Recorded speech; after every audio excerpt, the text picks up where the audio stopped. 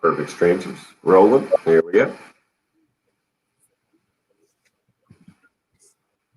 All right, you're up.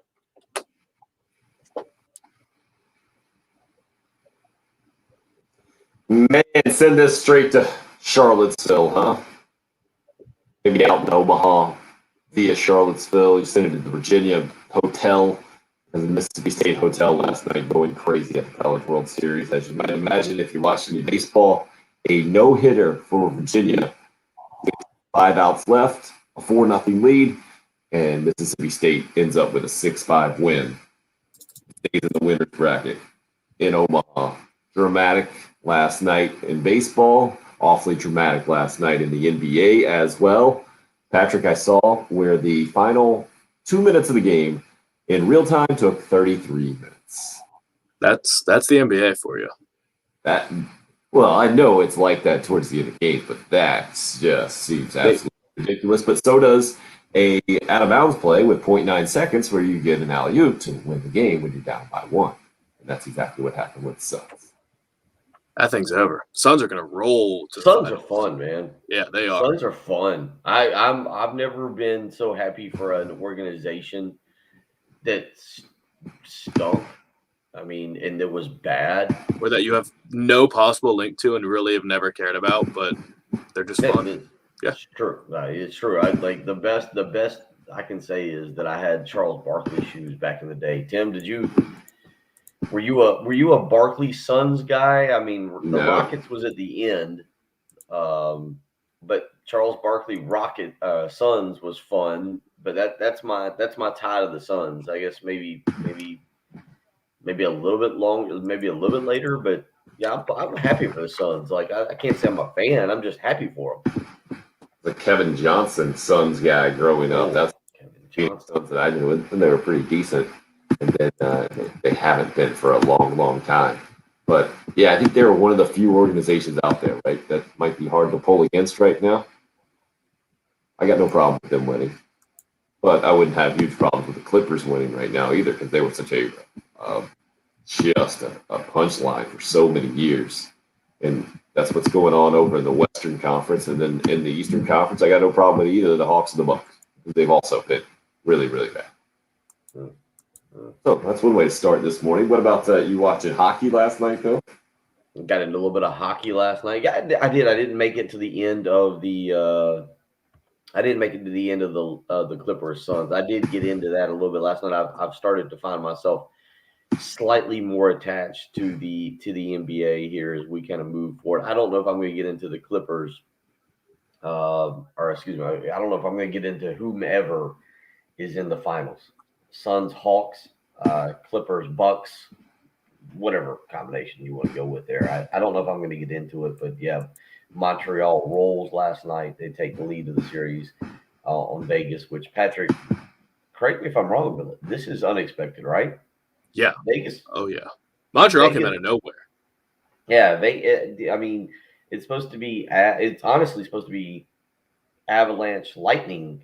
Or Vegas. I mean, Vegas, if they can pull it out, they're a heavyweight. The Canadians came out of nowhere. I mean, they wouldn't have made the playoffs if it was a normal season and it wasn't a division, like if they didn't come out of the North, because all the Canadian teams were pretty bad this year, except for kind of Toronto. So they were lucky to even get in the playoffs. But they've just, I don't know what's going on. They're not overly exciting, but Carey Price is one of the great goalies of all time, and he's been standing on his head, and they're just making plays when they need to. It's very impressive. I don't know what to say about them. Good to know. I'm not, because I'm watching regular. Look, hockey playoffs, I'll beat the drum for. I'll defend every day. Hockey playoffs are incredible. Couldn't tell you what's going on in the regular season. Well, zero clue.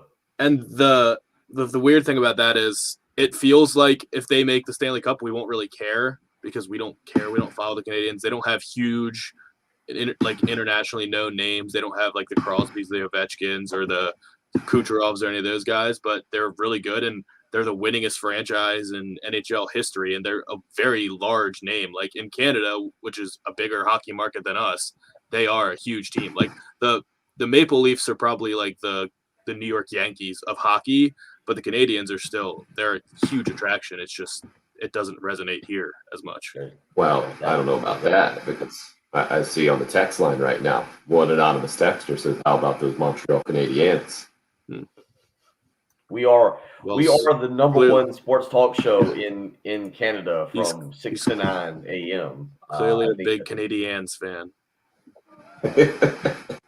803-404-6100, the number into the Cool Care Heating and Air text line. You can also call us on the Love Chevy phone lines, which I see already up early with us this morning. Our favorite 86-year-old caller, Gamecock Larry, is good to go. I'm guessing he wants to talk a little bit about the College World Series. And I got to explain to you guys, in case, because I'm guessing neither one of you was invested last night in what was down in Omaha. Is that correct? No. Bill? I watched Tennessee, Texas, and I did mean to watch. I say this like something happened here where I couldn't watch it, but I did mean to watch Mississippi State, Virginia. But I got into Tennessee, Texas. Very intense game there. Peyton Manning's hanging out. Tennessee's got coaches being thrown out by the third base umpire. Very intense play at home plate. I was into that game. Went out, got into a little bit of fun. Didn't quite make the Mississippi State Virginia game. Okay, so we'll even each other out then. I didn't watch the early game, 8-4, the final score. Texas eliminates Tennessee. Tennessee goes 2-2, even with a great season. Just another example of how things have to work out perfectly to win a national championship in baseball. And again, the further away it gets, the farther away the Gamecocks back-to-back run of national championships goes, the more I'm impressed with it, or the more impressive it seems to be overall. But last night, Virginia, really, really impressive. And a guy who struggled most of the regular season for them on the mound just was absolutely dominant. The guy's name was Griff McGarry. He throws up to 97 miles an hour and still went in last night with something like an 0-5 record and a 6 ERA. I mean, just terrible numbers, but was coming on late for whatever reason and was near unhittable. Was no hittable for 7 1/3 innings last night, but towards the end, I think it was the 7th inning, you could tell Mississippi State was starting to figure him out and starting to have some loud outs. But still, I had no clue that what was going to happen happened. I had no clue about what was going to happen. I would never have told you that, oh yeah, Mississippi State's in good shape here, being no hit with 5 left in the ball game, down 4-0. And then all of a sudden they flip a switch. Virginia tries to go to the bullpen. First they went to a guy, a Messenger, to try to salvage something, and then they go to their I'm going to say famous, near famous. If you don't know who Stephen Schoch is now, then you haven't been paying attention to college baseball, especially through Columbia. He's the guy with the Dippin' Dots thing in Columbia, and says the only thing he's scared of is caves and the whole deal, and hadn't pitched since the regional, didn't pitch in the super regional, threw 75 pitches, I think, his last outing, and for whatever reason, he didn't look like he had much of anything. And Mississippi State goes on to win it 6-5 last night against Virginia in big-time dramatic comeback fashion. So I'm interested in what our buddy Gamecock Larry, I'm sure hopeful that he was up late last night, was adopting Mississippi State as his team. So I'm assuming he's feeling pretty good. Let's hear from him on the Love Chevy phone lines this morning at 803-404-6100. How the heck are you, Larry? Oh, I tell you what, I'm feeling good. Yes, sir, buddy. I knew we were going to come back all the time. But first, I got to make an apology to I don't hate it, but I might have said something yesterday that made the Root Hog mad from the Legion of Doom. But Root Hog, if I said something to make you mad, I don't want you to be mad. I don't want to be mad at you or anybody. I apologize. I apologize if I said something wrong. You still won't answer your phone. You still, I don't know. But anyway, I'll apologize. I'm still your friend, okay? But I tell you, man, I thought we was gonna lose, but I'm sure glad to see Tennessee go home. And now I got to figure out a way to not to sound too bad against the SEC. But I got to figure out how we gonna get Vanderbilt out. I got them down now, but I can't figure out who's gonna play today. First game today, the second game. So you're gonna have to tell me after I hang up. But that's about all I got to say. But Legion of Doom, Buddy Brewdog and all, I apologize. And I feel better. Yesterday, my blood pressure stayed sky high. I couldn't eat. Man, my blood sugar was running crazy.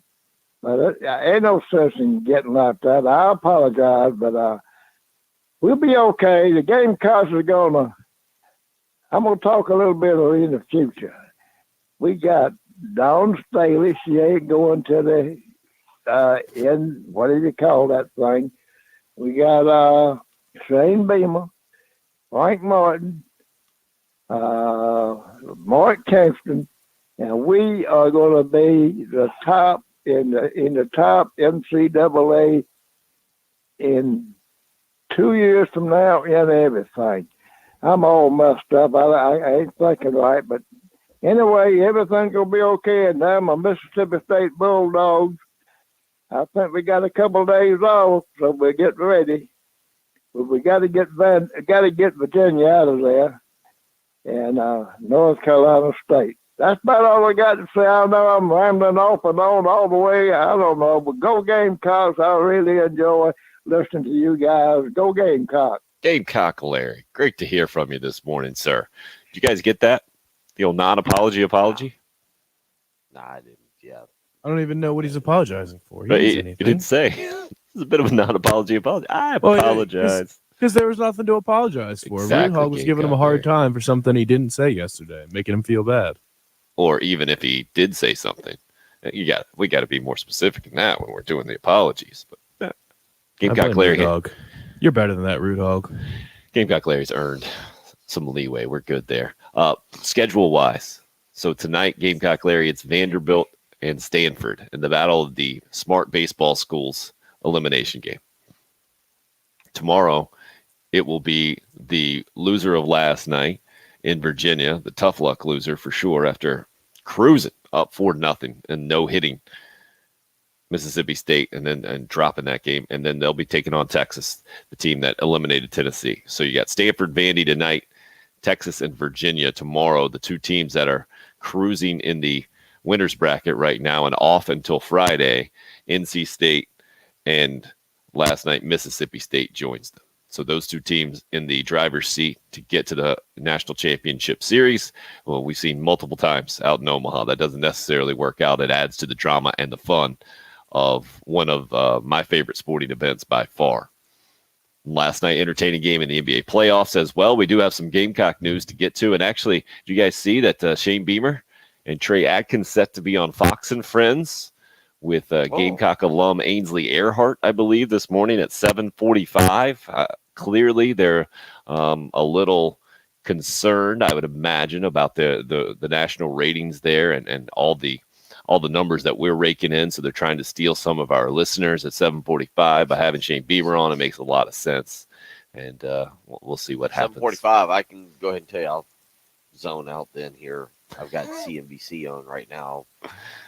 Apparently, I'll have to find. You'll flip it over to friends here on the YouTube television here and see what's going on. Patrick and I can tell you 7:45 nearly every morning. You're pretty zoned out a lot of times.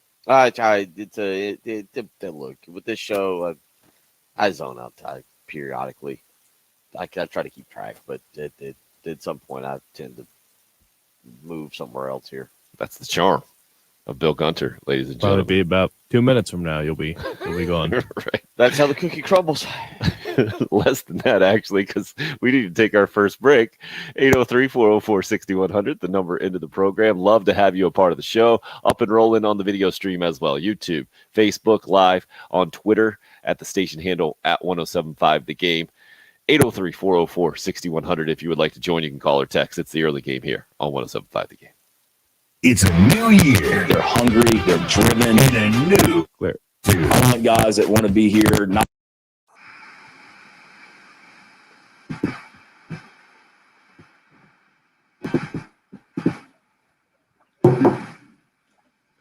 Unplugged the little audio link to get Gamecock Clary's on there, so I had to plug that in the middle of his intro. That's a little longer than usual.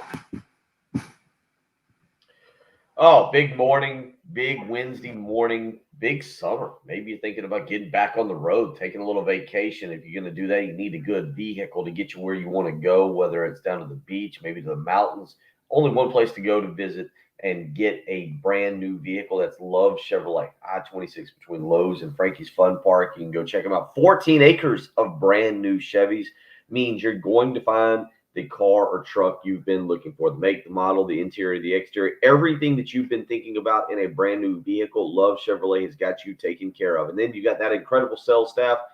I've been out there, love talking to them, so knowledgeable. Let me tell you, they're going to make sure you feel comfortable with your brand new purchase. And then, of course, you want to make sure you get a great deal. Love Chevrolet's got you taken care of there. So you've got the largest selection of vehicles, an incredible sales staff, and the $1,000 low price guarantee, meaning you can go shop other dealerships, take their deal back to the folks that Love Chevrolet, and they'll top it, or they'll write you a check for $1,000. Hadn't happened anytime lately, won't happen anytime soon.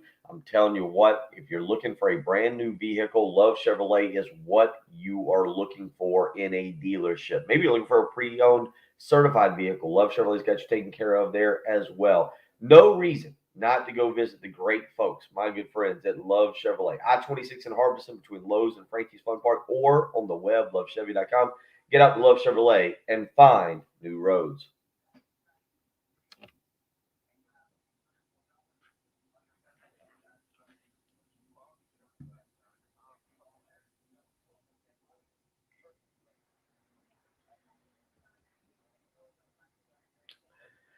I agree, Anthony. Gamecock Larry needs some kind of walk-up music. There's your suggestion for the day. What, if any, would be Gamecock Larry's walk-up music? Dukes of Hazzard. See, I don't know. Would it be Dukes of Hazzard? I don't. Is that the Gamecock Larry walk-up music? Oh, Guess we could go ironic. Some really hard, heavy metal.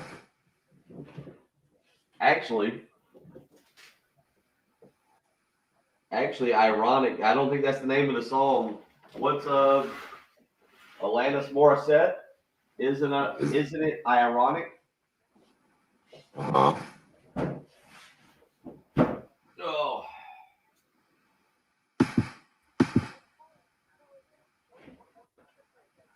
Tell you what, if you want to do an entertaining show, I can just flip the. Oh no. Flip the. I got this large deck box I got to put together.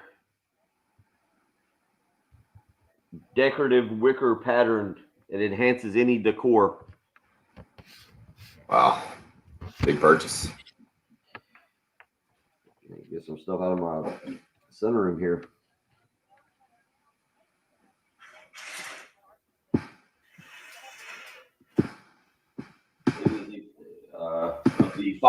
The Father's Day gift from the Father.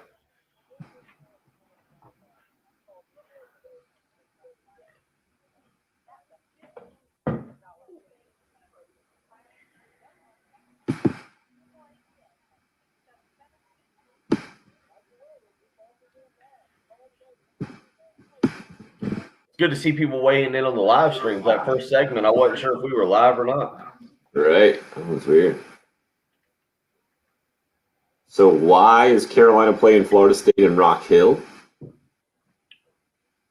Any idea? Basketball? I missed this last night. What?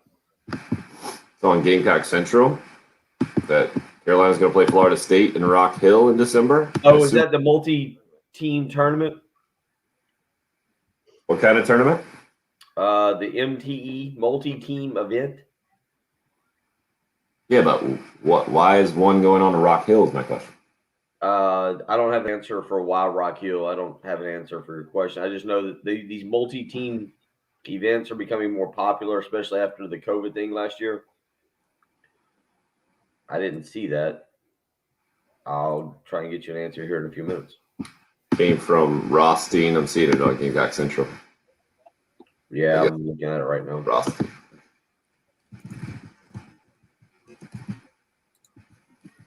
Former Metro rival. Yeah, I like the Metro game.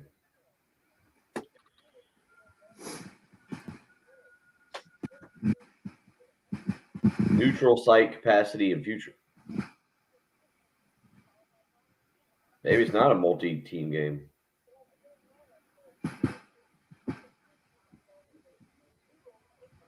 Yeah, I don't know.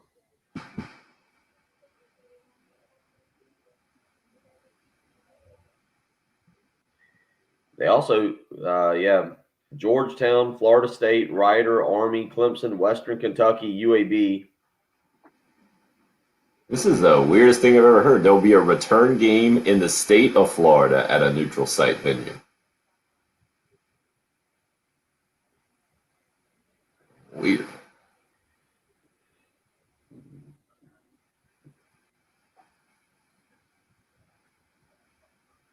What is the venue? I don't think we know much here. You mean in Rock Hill? I assume they play at Winthrop. Nowhere else you play. Maybe they're both after a specific Rock Hill player. They'll go play at his high school. Is that the trend now? Whoever wins the game gets his. That would be awesome.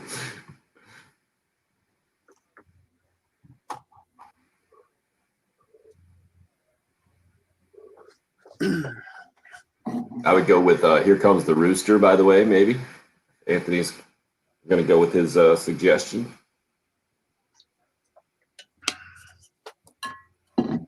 There's a new Rock Hill Sports and Events Center. Is that where it is? Or something? That appears to be where it's at. How many seats? I'm learning as we're talking. You're watching me learn. Standing room only. No seats? Is that what you're saying? They'll have fold-up chairs in one of the back rooms.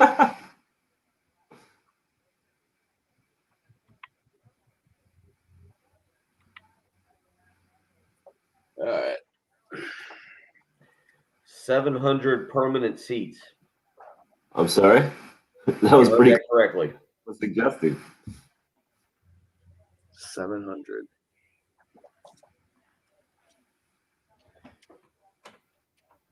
You're up.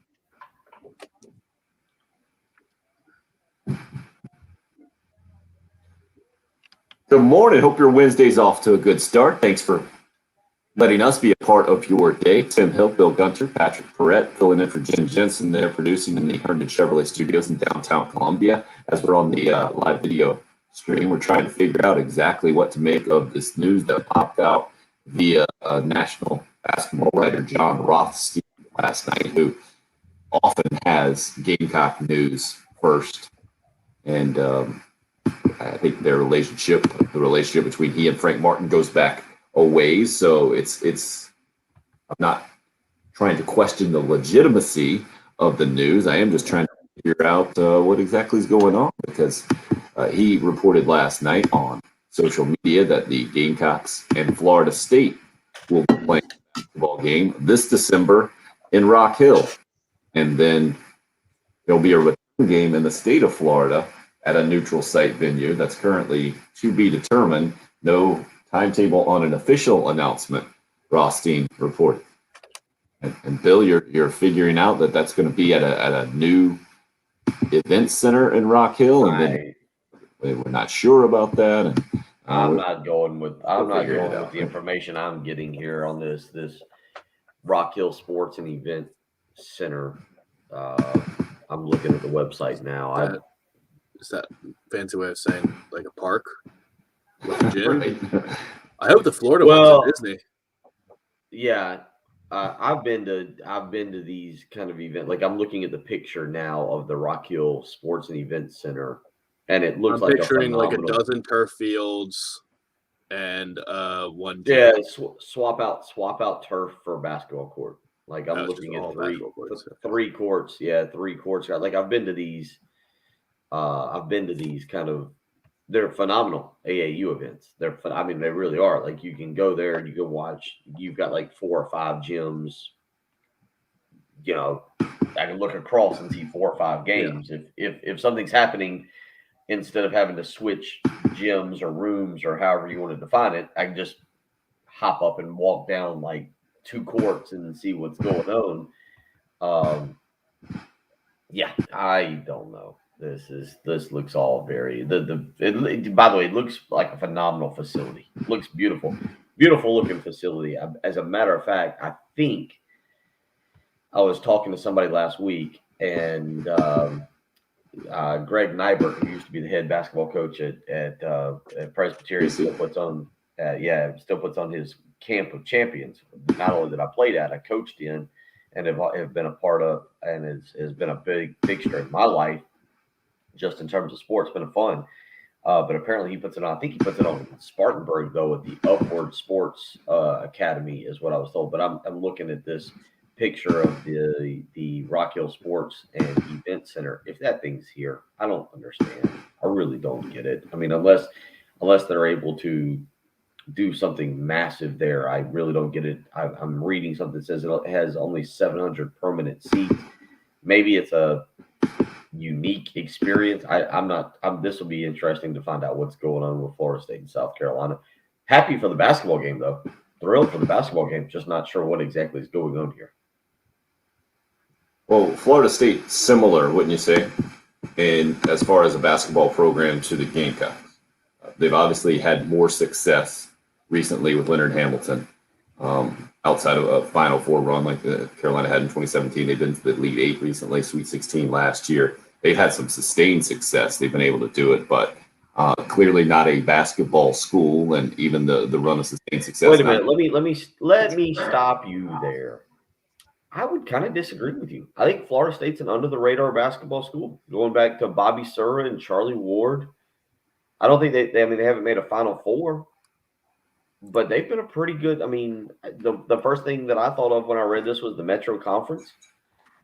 Florida State's been pretty good. I don't know if I would say that they're not a basketball school. They've won an ACC championship, I believe, recently. I think it was a regular season championship. I'd have to go back. I mean, I know we don't give Florida State the credit maybe they should be because they haven't been to a Final Four.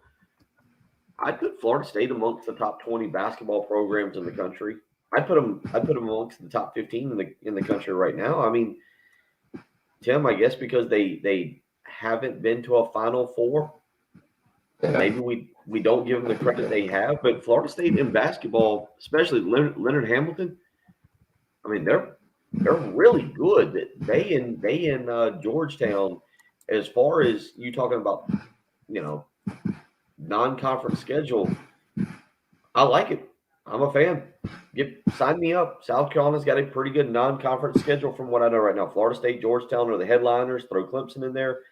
You'll have Western Kentucky. I think UAB is in there as well. University of Alabama, Birmingham. Army was one that was announced, I believe, yesterday by John Rothstein. Army will come to Columbia.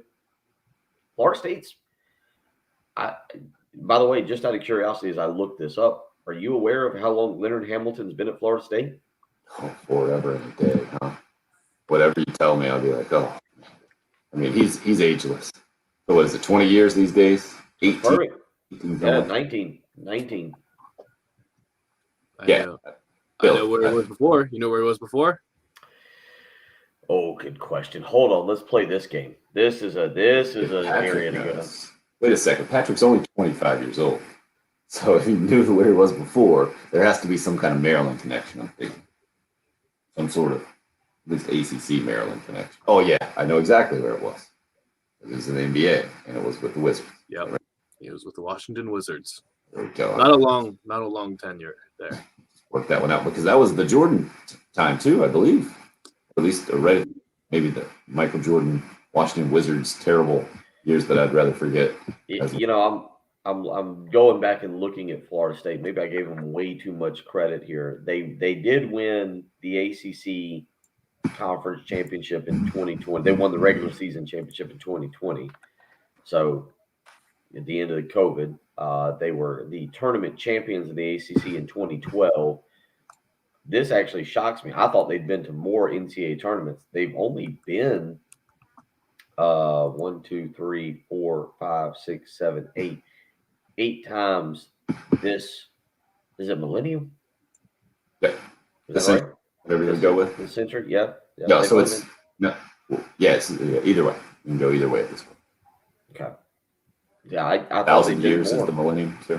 I thought they'd been more since. But Bill, to your point, when we compared them to the Gamecocks, I mean that's a lot more trips than Carolina's too, and I guess I say that they've been to more the Sweet sustained 16. success. They've been to the Sweet 16, Tim, in the last 3 NCAA tournaments. There was no NCAA Right. tournament in 2020. They've been to the Sweet 16 in 2018, 2019, and 2021. Yeah, and that Elite Eight run was in 2018. They won a game in the NCAA tournament the year before that in 2017. Then it was another run of 4 straight tourneys before that. So they took a break in between 2012 and 2017. Didn't make the NCAA tournament. So they've had a couple of good runs for sure. I'm just saying from a culture standpoint, you're not going to argue, Bill, that Florida State's a basketball culture school, are you? I get it that the football program has nearly disappeared and just been completely decimated, but you don't turn on the TV and say, wow, what a great home court advantage Florida State has, and no one goes into Florida State and wins easily, or is everybody's really intimidated, doesn't want to play at Florida State kind of deal. You know what I would, and it's biased, just because it feels like for a while, every time Duke went down there, they lost, and you would see this incredible home court advantage. And I think I've told the story about being at again, somehow we managed to get this back to Presbyterian, but being at Presbyterian team camp and the little evening get together, and Jamie Luckey being there, the head of officials or one of the top officials in the ACC, and talking about the night that Florida State beat #1 Duke down there, and how Mike Krzyzewski is such a phony. Jamie Luckey, a big fan of Mike Krzyzewski, by the way. But talking about how Krzyzewski, like they were beaten. This was years ago, so I apologize for people listening. I can't remember what year this was. I haven't been to PC team camp as a coach in years. But Jamie Luckey's telling a story. Somebody brought up Krzyzewski and how he's a good coach, and Jamie Luckey, his disdain for Mike Krzyzewski is just, he's like, oh, you like that guy? You like that guy? You don't know how much of a phony he is? You remember this year when Florida State beat Duke down there and Florida State stormed the court, and the ESPN camera comes in, and I'm trying to explain to Coach Krzyzewski what's going on, and he said, thank you, Jamie. You've done such a good job tonight. You've been so great. We appreciate everything you've done, and thank you for your job. He said, as soon as the camera turned around, Krzyzewski acted like Joe Pesci. Every 4-letter word he could figure out, he threw at me. Oh, that guy's a phony. I was like, oh, okay. Krzyzewski, quite the Joe Pesci clone. Got it right. But no, Florida State, I mean, I guess because, again, where I'm going with this is every time I've seen them, they seem to win a big home game, big conference ACC road game down there, and the crowd seems pretty into it. Patrick, Maryland's not into the ACC anymore, but if you watch Florida State home games, they seem to be pretty lit. I don't know. I mean, I don't know about the environment because I would only watch them if it's a big game, but they've had 6 first-round draft picks in the last 10 years. Yeah, so I mean, and they've been top 10. They've been a top 10 team multiple times. I don't know what their. I guess we could probably go by their rankings like week by week, year by year, and they've been in the top 10 many times. And I think I remember them being at least a 2 seed in the NCAA tournament, and they were 4 seed this last season. So I mean, they're definitely better. I feel like culture-wise, I don't know, but I feel like this is what Tim's doing, though, is like you don't give Florida State the credit in basketball. Like, we're looking it up. Leonard Hamilton. I don't give South Carolina hardly any credit in basketball. Well, aside from a Final Four run, there is no credit. Yeah, South Carolina. and just in culture, in terms of like the atmosphere of the games, I'm always disappointed when I go to South Carolina games. Yeah, people don't understand what Frank Martin's done for South Carolina basketball. Like, it's ridiculous that they were considering getting that fans think he should be sent somewhere else. Like, South Carolina basketball, the history of South Carolina basketball, aside from 5 or 6 years under Frank McGuire, is not very good. But we're sitting here talking about Florida State. I don't want to pound on South Carolina for a few minutes, just a personal rant that I would go on. But I feel like Tim's doing this thing with Florida State that we're kind of talking about, like, oh, I don't think they're that good. And then you kind of look up their history. They've been pretty sound the last 15 years, and under Leonard Hamilton, they're a very good. This is a very good game to have. I don't quite get the facility or what they're trying to do here, but it's a great game. I'd love it to be a home and away series where you play one game here and one game in Tallahassee. We'll see what exactly the venues are. Yeah, neutral site, the return game in the state of Florida, what John Rothstein reported yesterday. Also, from a style standpoint, I think Leonard Hamilton and Frank Martin definitely similar in that they like to play a lot of guys. They like to get up on you defensively and take you out of your game plan. Florida State has been more successful in doing that and recruiting guys that can do that. Leonard Hamilton, got to give a ton of credit. But then I still feel a lot like you were talking about Frank Martin and the perception of the Gamecock program, maybe not getting enough credit. I think Leonard Hamilton's still in the same boat, unless you're really paying attention to college basketball, which I think the casual fan hasn't been doing as much lately for multiple reasons. But it'll be an interesting matchup for sure. Carolina and Florida State in Rock Hill this December, the news, according to national college basketball reporter John Rothstein, with a return game in the state of Florida at a neutral site to happen there. Again, no official announcement on this thing yet, just coming out last night, that news there. Interesting question on the Cool Care Heating and Air text line from Anonymous Texter. How many more losing seasons does Florida State football have until they're faded away a la Nebraska? We'll get into that discussion as we continue to roll on, because I think that's a good one. 803-404-6100, the number where you can text in. You can call in that same number as well. Glad you're spending your Wednesday morning with us here in June, where who knows where the conversation will end up. We got to get into what happened in the MLB last night. Oh, Max Scherzer, you're not Sergio Romo and just the whole thing, yeah. Oh, I prefer to talk about Sergio Romo took his pants off, basically. So did Scherzer, didn't he? I mean, he didn't unbutton. He didn't take his belt off and pull his pants down. I thought that was Scherzer. So that was Romo afterwards. Yeah. Oh, interesting. Okay, we'll get into it for sure. It's the early game. It's 107.5 the game. Clear.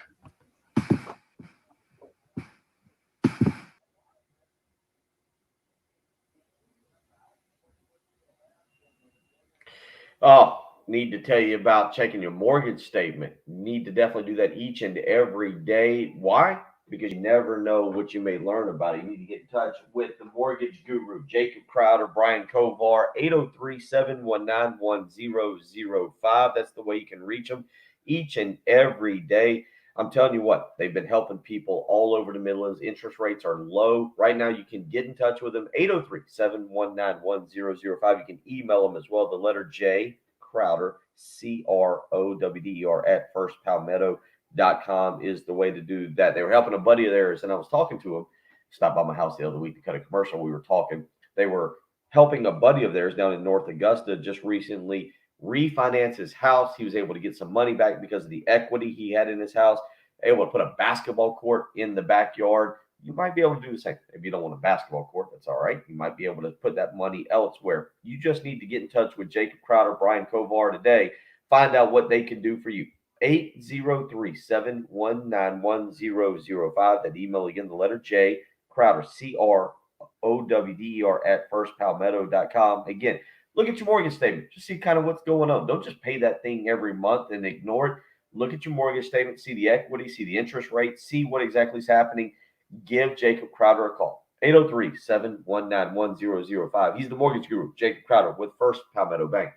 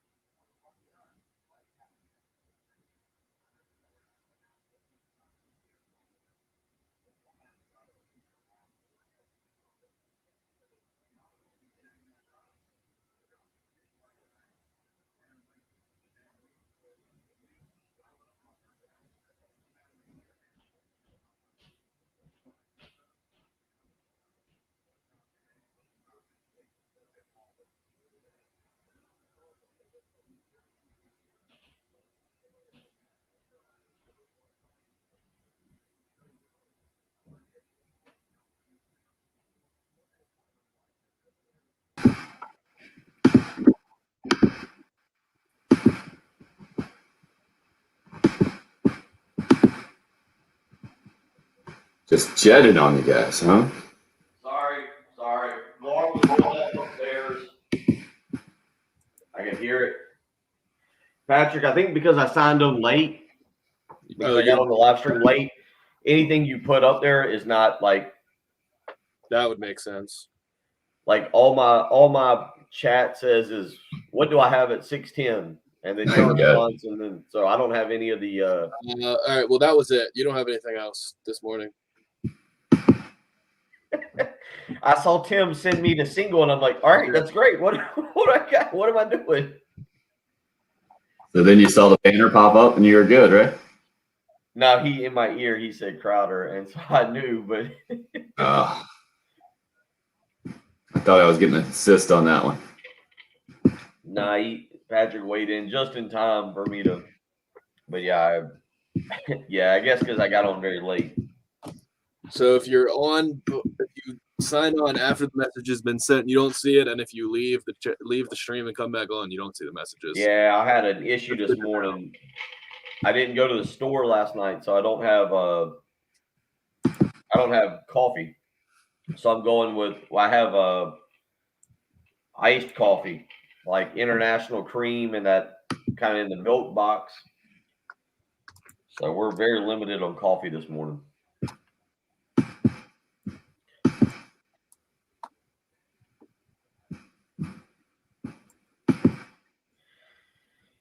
Upstate Ted does not help the perception of Teds in general. No kidding, man. Like, I don't want to lump Teddy D in with the I feel bad for Teddy. Teddy D and TD3, I feel bad for them right now because Upstate Ted, as I will call him, and other Ted are just. Yeah, Teds and Richards don't have good track records on this show. No, they don't.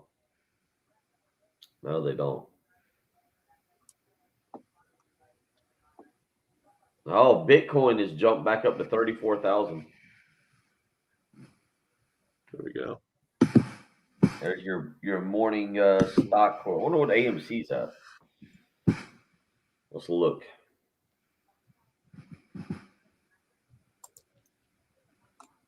Patrick, do you do a weather report? No. You never do a weather report? Yeah. I think Jen usually just swaps out one of the traffic reports for a weather report. But AMC's at 57.65 this morning. Subway tuna sandwiches do not contain any tuna DNA. They lab tests. Yeah, I saw that. That's a funny headline. Shocker. Kyle, I don't know why they wouldn't play the game at Winthrop. To answer your question, I don't understand this basketball game. Why wouldn't they play the game at Colonial Life Arena? Oh yeah, I don't understand. If what I'm reading is correct about this Rock Hill Sports Entertainment Center, I'm confused. We're back. You're up. Gamecock basketball adding a non-conference neutral site matchup with Florida State this December in Rock Hill. This is a report from John Rothstein. Nothing official on that yet, but that led to the question on the Cool Care Heating and Air text line. How many more losing seasons will it take for Florida State football to fade away like the Nebraska football program has done? What do you think, Bill? Well, let's start with this. For you and I, has Nebraska football faded away? Patrick? Well, wait a minute. This is interesting. This is actually a very interesting question as it pertains to Florida State. Actually, we only do interesting questions on this show. You mean because we are known as the interesting question show. We are the heavy hitters when it comes to this station's lineup with interesting questions. Patrick, you don't have a recollection of Florida State being good, do you? You were 5. You mean Nebraska? I'm sorry, Nebraska. Yeah. Correct. They've been irrelevant for my entire life. Like you were 5 when Eric Crouch was getting drubbed by Miami in the Rose Bowl. I think it was 34-3. Yeah. When did they join the Big Ten? Good question. Who probably knows? coincided Who cares? Well, that's what Nebraska people say is like a major mistake of theirs. Well, I that's agree with another way that Florida State and Nebraska are comparable, right? Because when Florida State came to dominance, they were still they were a new ACC team in my head. If that makes sense, took forever for someone in the ACC to beat Florida State. Virginia on a Thursday night. Yeah, and it was Bobby Bowden admitting after he had left Florida State that it's easier to win a national championship with that path through the conference as opposed to going through the SEC specifically. I think it was his comment then, but I think the question is one or two. The answer to that question that the texter asked: how many more losing seasons until they fade away, like Nebraska? That you don't Infinity. Infinity seasons. They can't fade away. They'll never fade away to the extent. Nebraska will never come back. I firmly believe Nebraska will never come back. I mean, if the Big Ten, I guess, is part of it because at least you could recruit kids from Texas and say we're going to play in Texas multiple times a year. Your family will get to see you play and things like that. Now they have to commute to Michigan, which is massive, or Maryland and things like that. No kid from Texas is going to do that, so they don't have really a recruiting base. Florida State will always have that. I mean, Florida State will always be in the state of Florida, and they will always have that history, and they will always have that swag because Florida State is cool. There's a lot there, as you just said, I think is correct. I think the back part of it, though, is not. I do think Florida State will come back. I think it's kind of like Miami. It's the right guy at the right time. I don't know if Mike Norvell is that guy. I don't know. But if Deion gets that job in 10 years after dominating at, like, I could see something like that being the spark. Yeah, I don't think it's going to be Deion. I'm trying to go back and look the way that their season ended and the way Deion is whatever you want to go with. I don't know. The names though. People know the names of Florida State. I do agree with you. I think the recruiting base there that you've got, and the fact, look, it's the ACC. Say what you want. It's the ACC. Florida State is the second best program, maybe third best. I don't know if you want to put Miami ahead of that because of what Miami could be. Florida State will come back. The ACC is, as a football conference, is awful, and Florida State could return very, very quickly with the right coach. I don't know if it's Mike Norvell. They're doing pretty good in recruiting right now. We'll see. Jalen Glover, big prospect for South Carolina, is on an official visit till tomorrow down there now. One to keep an eye on in terms of recruiting. We'll see what happens, but Florida State could be back, I think, pretty quickly. And Craig points out on the live stream, North Carolina, look how quickly they bounced back under Mack Brown. Right coach, right place. 30. I give you Virginia Tech above Florida State right now too in the pecking order in the ACC. I think where they have made a smart move that maybe other big-time college football programs haven't is they realize they screwed up with Jimbo Fisher, not giving him the facilities that he wanted, not investing the money that was necessary. I think they've righted that ship. But you're right, Bill. It's going to take the right coach. Hour 2 coming up here on the early one.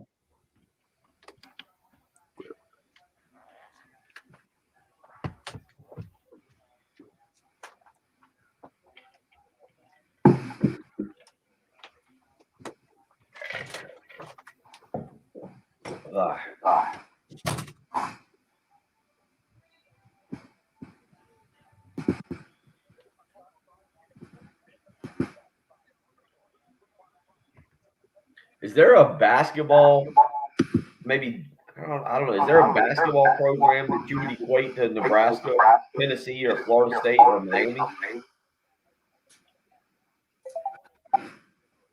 That was great. Off the top of my we don't head. think can ever come back.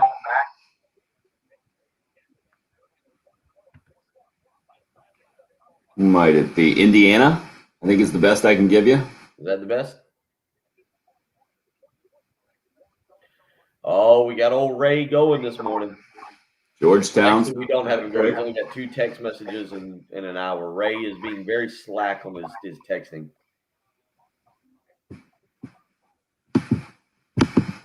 Georgetown. But see, Craig, Georgetown never won a championship. That's why I would not put Georgetown on that list. I think Georgetown. Indiana. Georgetown did win a championship. Georgetown won a national championship. 84.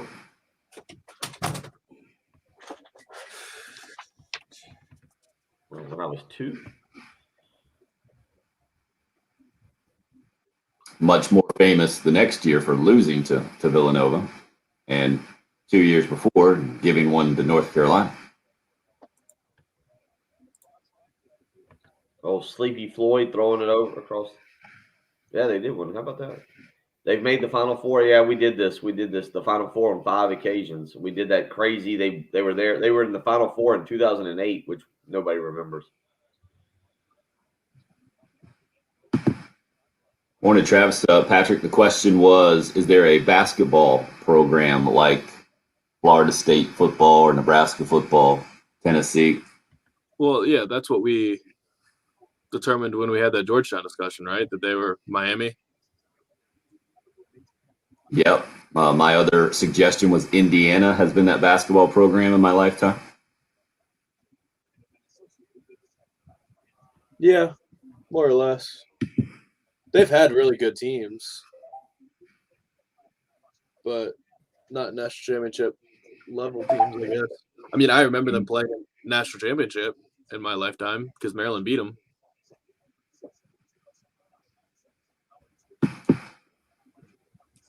It has been mentioned, Travis. When Trey they had supposed to be on with him as well. Yogi Ferrell and Cody Zeller was a pretty good duo there for Indiana. I don't know what the height of their success was though.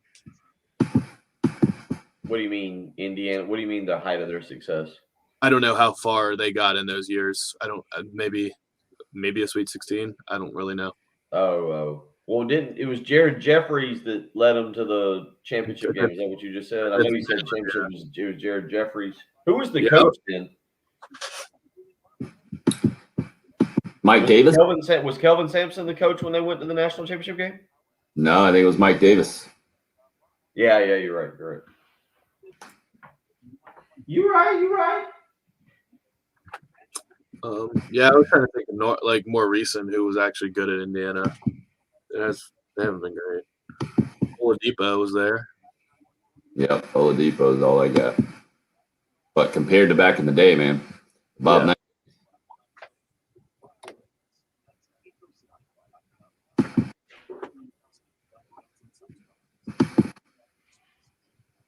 I mean, I guess I don't really know how great. I mean, I guess UCLA did just play in the Final Four. But I don't necessarily know enough about college basketball history, like who the powerhouses were, because, I mean, how long was Houston really good? A couple of years. And I guess they're a good team now, but they did just play in the Elite Eight.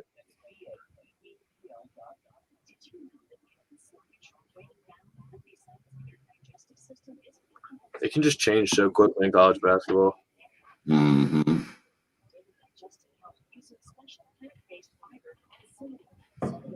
Saw a kid from Gray Collegiate was in College Park yesterday. Oh yeah, Brandon Gardner. I guess so. Yeah, sounds right.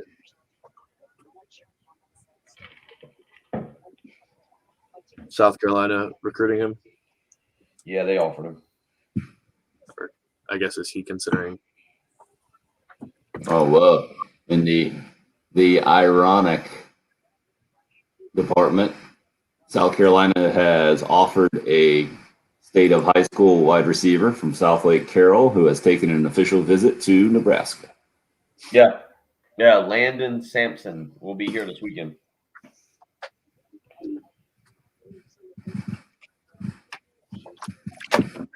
And that from West Mitchell on Gamecock Central. Then there's another guy, Florida, a 4-star running back, on an official visit to Florida State. Official visit? That's what it says. Official visit. Currently on an official visit to Florida State. Yeah, Jalen Glover. I mentioned that on air. Gotcha. Missed that one. It's okay. It's not a good show. I wouldn't listen to it either.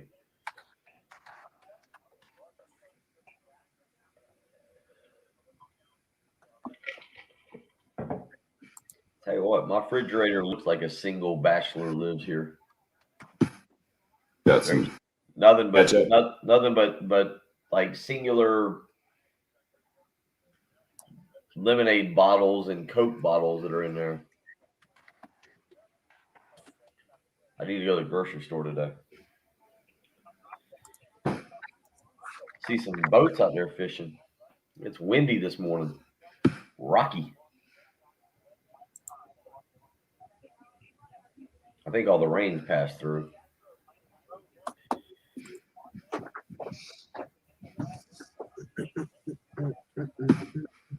It's gonna rain this weekend. Yep. I don't know. I think it's supposed to.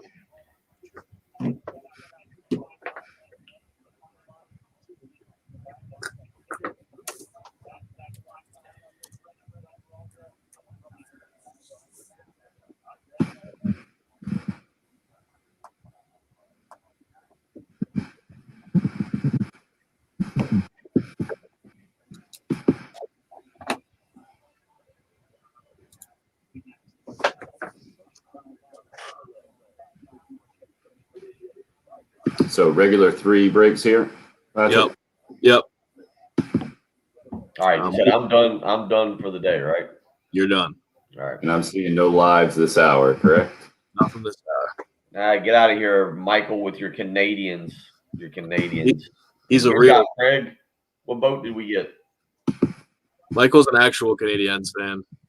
Michael's an actual Canadians fan. Yeah, because the first one, because they're the Canadiens, not the Canadians. And that's what the first texter said. Thank you, Pearson. I mean, you can't just misspell the name of the team. Just dawned on me. I got that Microsoft training at 11 a.m. this morning. Oh, You're up. You're up. What a wild swing. The College World Series, the wild rides it takes us on. Last night reminded me a lot of some of those dramatic Gamecock games a decade ago. The Virginia matchups, the Florida matchups, Bill, specifically when Virginia last night, no hitting Mississippi State, 5 outs to go, up 4-0, and then all of a sudden the tide turns. The first hit's a 2-run shot, cuts the lead in half, and then it turns into a 6-run inning for Mississippi State. They end up winning 6-5. For Virginia, takes all the momentum that they rolled through Columbia with in both the regional and super regional. Now they got to bounce back after one of the toughest losses that you can face last night in the College World Series. So dramatic there, also dramatic in the NBA. Late last night, the Suns get a last-second alley-oop from DeAndre Ayton and end up beating the Clippers to go up 2-0 in that series without Chris Paul. Notable for multiple ways there. So you got Mississippi State staying in the winner's bracket in the College World Series, along with NC State on the other side of things. It was Tennessee eliminated by Texas earlier in the day. From the SEC perspective, now just 2 teams left, with Vanderbilt taking on Stanford tonight in an elimination game at 7 o'clock out there. And other basketball news besides that NBA game last night, Gamecock basketball reportedly going to play Florida State this year in December in Rock Hill, with a return game down in the state of Florida at another neutral site set to come. That, according to John Rothstein, the national college basketball reporter. So that's how we start this morning, Bill. What stands out to you? well, I was laughing, giggling, thinking, if you tell me that South Carolina and Florida State have a home and home series, how much does that change your perception of the basketball series if it's home and home? And to me, it changes a lot. I'd like to see Florida State come to Colonial Life Arena and play that game. Look, I'm all for it. I think Frank Martin's scheduling. I don't think Frank Martin's backing down. And right now I'll be one of those defensive guys. This is an easy scenario for Frank Martin to go out and schedule a bunch of cupcakes and cream puffs in the non-conference because he's got a bunch of new players and because the pressure is on and it's a big season. Let's not. I'm not going to sugarcoat it. I'm not going to tell anybody that this is a rebuilding year. He needs to win. The easiest thing in the world is to go out and not have a difficult schedule and play a bunch of cream puffs and be 12-1 or 10-2 going into conference play and find out what they are. Right now, you got Georgetown on the schedule. Georgetown is what they are. They're a 500 team, but they're in a big conference. It'll be a very competitive game. He's got Florida State, as it appears. Do I wish it was a home game? Yes, but Frank Martin's not backing down with the schedule and with a new team, and I love that. Western Kentucky's on the schedule. Alabama, Birmingham is on the schedule. They've got a multi-team event tournament. I don't know what they are now, but in Asheville that'll feature Minnesota as well. Count me in. I'm all for it. I don't know what this basketball team is going to be. I have no clue. I'm going to be like all the rest of you. I'm going to have to buy a roster sheet when I go on opening night or in the first few games, because I'm not going to know who any of the players are. But I'm all in on this basketball team, and I'm all in on the schedule, and I'm all in on what Frank Martin's trying to do, and hopefully it's a success. But I like the fact that he's not backing down with the schedule. I kind of wish this was a home and home. I'll be interested to hear the details. Maybe we'll get it today. Maybe they'll put out one of those press releases. They did that, Tim, with Georgetown. They put out a big press release on the Georgetown series. Maybe they'll do that with the Florida State series today. As you mentioned, John Rothstein on Twitter, who does a great job with basketball scheduling, having that one last night. And maybe we'll get some more information on this today from South Carolina and Florida State. Look, certainly, unlike everybody else, I'm fired up about football season as a whole. I'm fired up about South Carolina football season. But count me in as a person who, for college basketball and for Frank Martin and for South Carolina basketball, is fascinated to see what's going to happen and where this thing's going to go. And when you add a team like Florida State, who over the last 15 years is a top 15 program, I think, I'm interested to see it. I'm excited. It's going to be fun. Yeah, having already Georgetown coming to the Colonial Life Arena in December, I guess it makes more sense to do something somewhere else. Remember, these December games, a lot of times, when, especially if the students are gone, which they typically are, it is it's a challenge, I think, to get people to the arena. And we've seen in the past, even big names like Michigan, Syracuse come to Columbia. It still can be a challenge as well. So the neutral site thing, not that surprising. The fact that we don't have any more details around the Rock Hill thing at this point, my only kind of question mark for this announcement, and then to get a return in the state of Florida at a neutral site as well is kind of odd for sure. But I'm with you on the interest level. Much rather see name brand non-conference games for Gamecock basketball in December to get a feel, because I think we've seen in Frank Martin's past, even when you do schedule lesser programs, right? You go out to Wyoming, or you get Stony Brook or Boston University into the Colonial Life Arena, you got nothing to gain with those games. And if you lose them, it hurts you. And we've seen that in the past. You lose to Florida State on a neutral site in December, doesn't hurt you at all, I don't think, from a postseason resume standpoint. And if you end up winning that ball game, like Virginia a couple of years ago on the defending champions court, then it just helps your team, gets you some positive momentum. So it makes a lot of sense in a lot of ways. But I'm with you as far as what we're going to see this year. I don't think anybody has a clue right now. I think Frank Martin probably in that same group as well before things start to shake out actually on the court. I guess I saw some getting to see some preseason photo shoots or some actual new players in Gamecock uniforms, and trying to figure out exactly how they'll fit. We'll continue that process in the next weeks and months. The Gamecock basketball perspective. From the Gamecock football perspective, Shane Beamer set to join the national news show on the Fox network this morning, on Fox News, that is, Fox and Friends. He and Trey Adkins, I guess, the newly scholarshiped Trey Adkins, wide receiver for the Gamecocks, who was a walk-on, and I'm guessing they're going to tell the story of how he has been delivering pizzas, and now he is a scholarship wide receiver at the University of South Carolina. That's set to happen at 7:45, 7:50-ish this morning as well. So We'll give you the latest on that as it's happening. Bill's all set to give us the play-by-play description of what's going on the morning news show. Bill, I think it's going to go like this. They'll put up two different screens, and Shane Beamer and Trey Atkins will be in one, and then Ainsley Earhart, the Gamecock alum, and Fox and Friends being in the other, and they'll talk, and they'll have some smiles, and that'll be pretty much that. Our morning news. And it'll be on Twitter later, so don't watch it live. There's no need. Right. Must listen to us.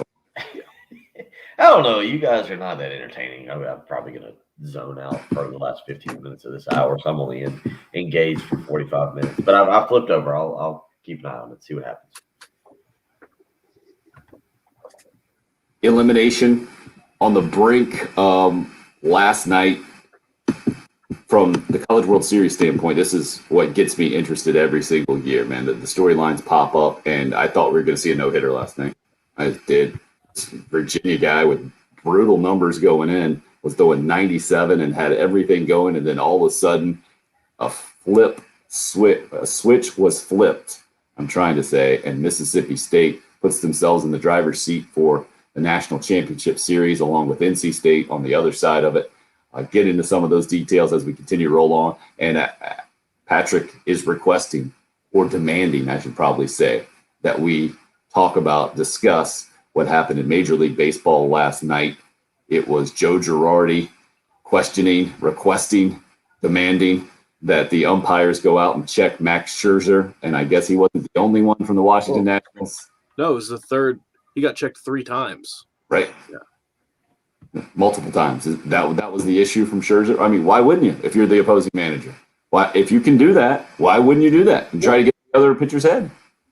Because wasn't the whole reason that they're doing this, the MLB's making the umps check, is because managers could always request a check, but they don't do it because they don't want their own pitchers being examined extra. Mm-hmm. So now now you're not afraid of that anymore because they're already checking, so you're just abusing the rule to throw guys off? No, I mean, MLB's not going to be happy with this because they're just making a mockery of the rule change. What's the mockery part? Well, Sergio Romo pulling down his pants, Max Scherzer throwing his glove and hat at the ump, Joe Girardi getting ejected, and it was just kind of an ugly scene yesterday overall. Yeah, your guys acted like babies, and Joe Girardi was ready to fight. I'm kind of with the Phillies on this. I'm kind of like, what are the Phillies? I'm sorry. The Phillies. I'm sitting here reading about Alex Baum, the guy who got Alex Baum, who got sent into the dirt. Then they had the inspection on Scherzer. I'm with the Nationals on this, Patrick. I feel like you're with the Nationals on this because not only are you a fan, but just baseball in general. This is going to be ridiculous, right? Yeah, the games are long enough.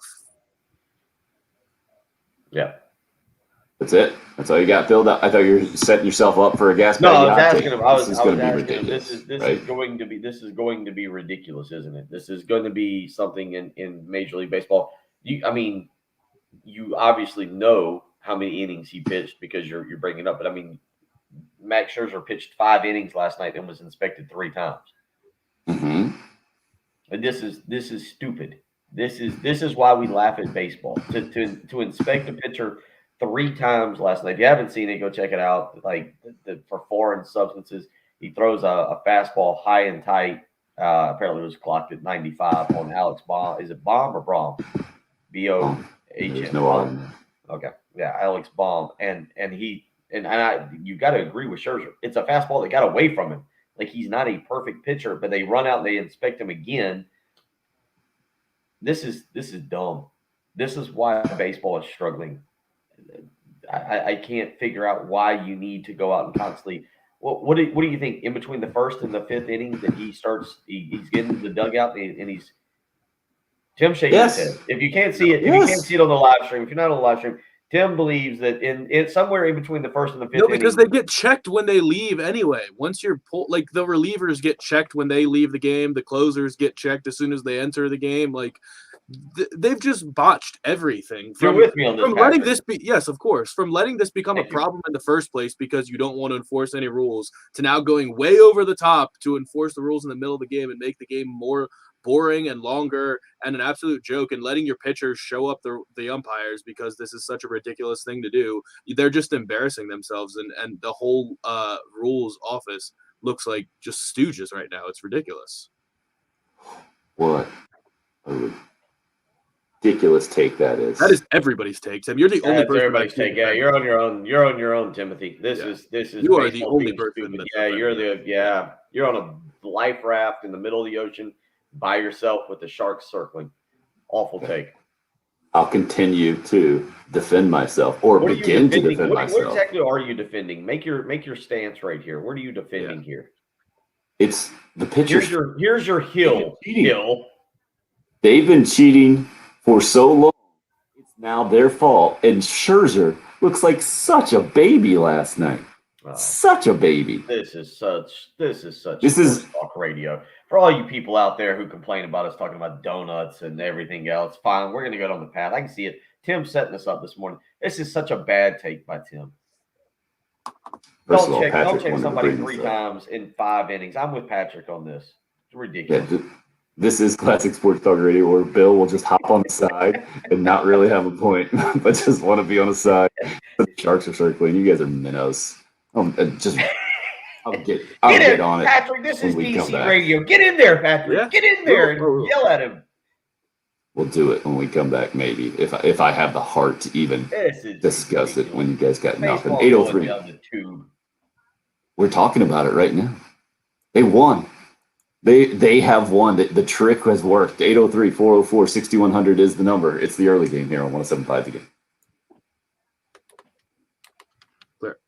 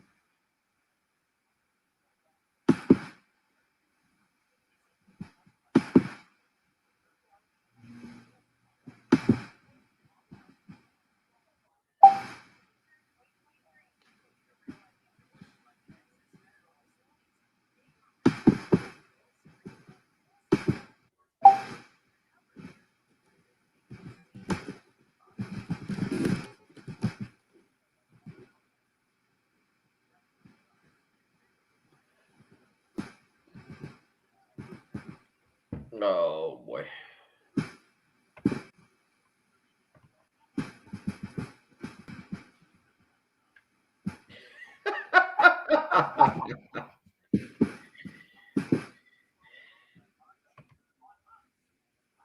I feel like we need to look Jerry up. Not only is Jerry unhappy on the text line with Gamecock Larry, but he's going with Tim.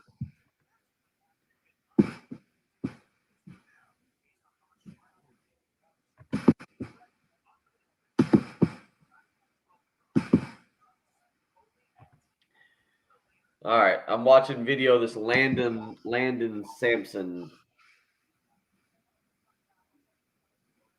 kid. Sampson, South Lake Carroll. So obviously he plays at a high-profile school here.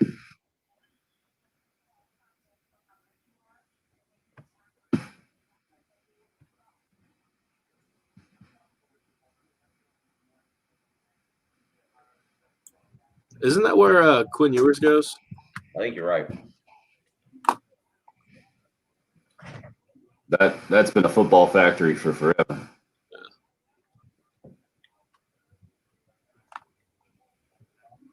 I went back in 2002, I think. It was a college campus. Video replay board in 2002. All right, they just showed a video of him with a guy 10 yards off in coverage, and he ran an in route and caught a pass and ran it for like 40 yards. He's also catching a lot of screen passes right now.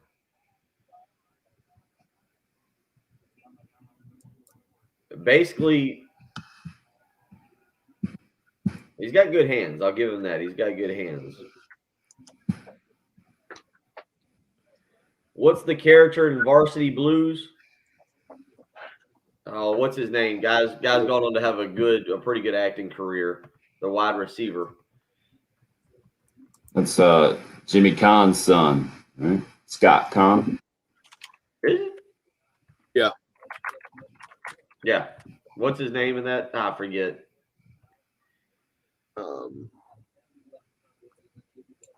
By the way, whatever happened to Ali Leiter? Scott Kahn, yeah. Tweeter. That's who South Carolina's recruiting. They're recruiting Charlie Tweeter.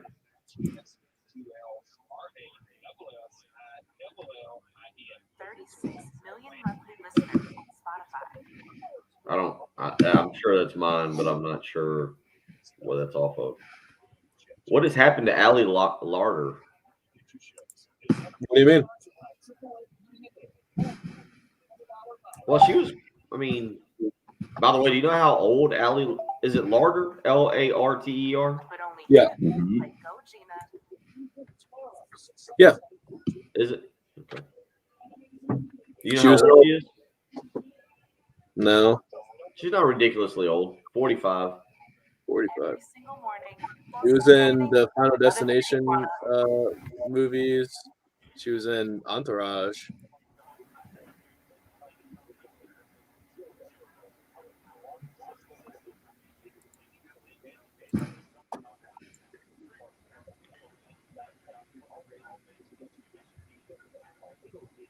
Her father's name is Danforth, a trucking executive.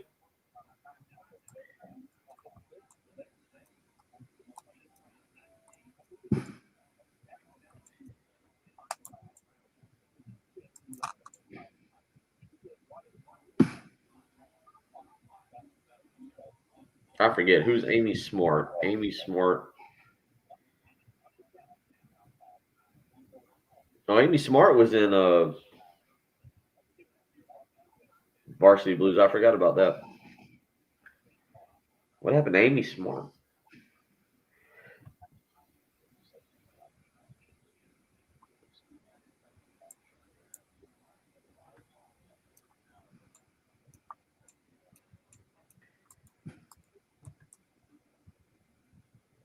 Oh, we're down the Ali Larder. Yeah, you're right. She I guess she made her career. Oh no, she's in Resident Evil. I didn't realize that.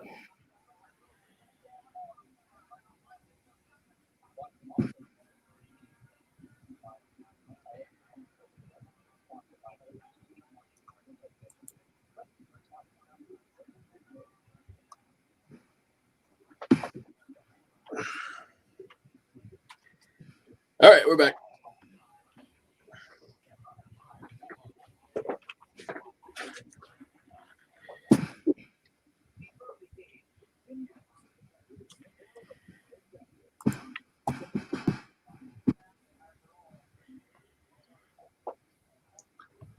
You're up. Last night, Major League Baseball. Quite the drama between Patrick's Nationals and Joe Girardi's Philadelphia Phillies, because Girardi, the Phillies manager, had the gumption, the gall to request, it was 3 separate inspections. They already get inspected. And the manager, if he sees something, can request another one. Mm-hmm. And Girardi's explanation was he never seen Max Scherzer wipe his forehead as much as he did last night. So, with the way that the new rule is put into place, the manager, if he sees something, anything fishy like that, where he thinks the pitcher is gaining an advantage through a foreign substance to get a better grip, can request the umpire go out and check. Now, Bill, why does that make your head hurt and you matter? It was after a pitch where the ball slipped, which is actually the opposite of anything that would be happening with him getting sticky stuff on his hands. That's right. Take that, Hill. No, because baseball's got a problem as is. Baseball's got a serious problem as is. We all think it's a cheating sport because of the steroids and Barry Bonds and Mark McGwire and so forth and so on. Jose Canseco. But this is above and beyond. And there's a great picture, by the way. There is a phenomenal picture on ESPN. It's the umpire with his hands on Scherzer's waist. Scherzer has both hands held up in the air, like he's being. I mean, just being. I as dramatic as possible. But it is. But Tim, let me ask you, do you think Scherzer was doing anything wrong last night? And do you believe that Girardi genuinely thought that he was rubbing his hair because he had something in it? I absolutely believe that is what Girardi thinks. What do you shot? He was trolling. He was taking advantage of it, and Scherzer was pitching a gem, and he struck somebody out, and Girardi said, "All right, go check." Let me read the quote. Here's the quote from last night. This is post game. Joe Girardi, the manager of the Philadelphia Phillies, says, "I've seen Max a long time, since 2010. Obviously, he's going to be a Hall of Famer. I've never seen him wipe his head like he was doing tonight, ever. It was suspicious for me. He did it 4 or 5 times. It was suspicious. I didn't mean to offend anyone. I've just got to do what's right for my club." Like, I mean, Tim, this is the equivalent of like, all right, he wiped his right knee with his pitching hand 4 or 5 times. He wiped his head. It's a summer sport. I don't know what the temperature was last night where were they playing? Were they in? I didn't even look to see where they were playing last. All right. I'm assuming it was not 54 degrees and rainy. This is dumb. And he pitched 5 innings and inspected 3 times. It's bad for baseball. It promotes this promotes cheating, and not promotes as in guys are going to do it, but it promotes the perception that there is just consistent cheating in baseball. That happens, and that's a Rob Manfred thing, because you're allowing these, you're pushing these rules. This is a Hall of Fame pitcher. He doesn't do this kind of stuff. Right, Hall of Famers have never cheated in baseball. Well, it's not even ever. It's really not. Like, the problem is you let a team win a World Series and they were confirmed to have cheated. Nothing happened. Nobody got suspended. No players served any time for that. Literally no punishment. And now you have a situation where the players didn't even care. I mean, Max Scherzer said yesterday, ask Alex Baum how he feels about 95 by his head.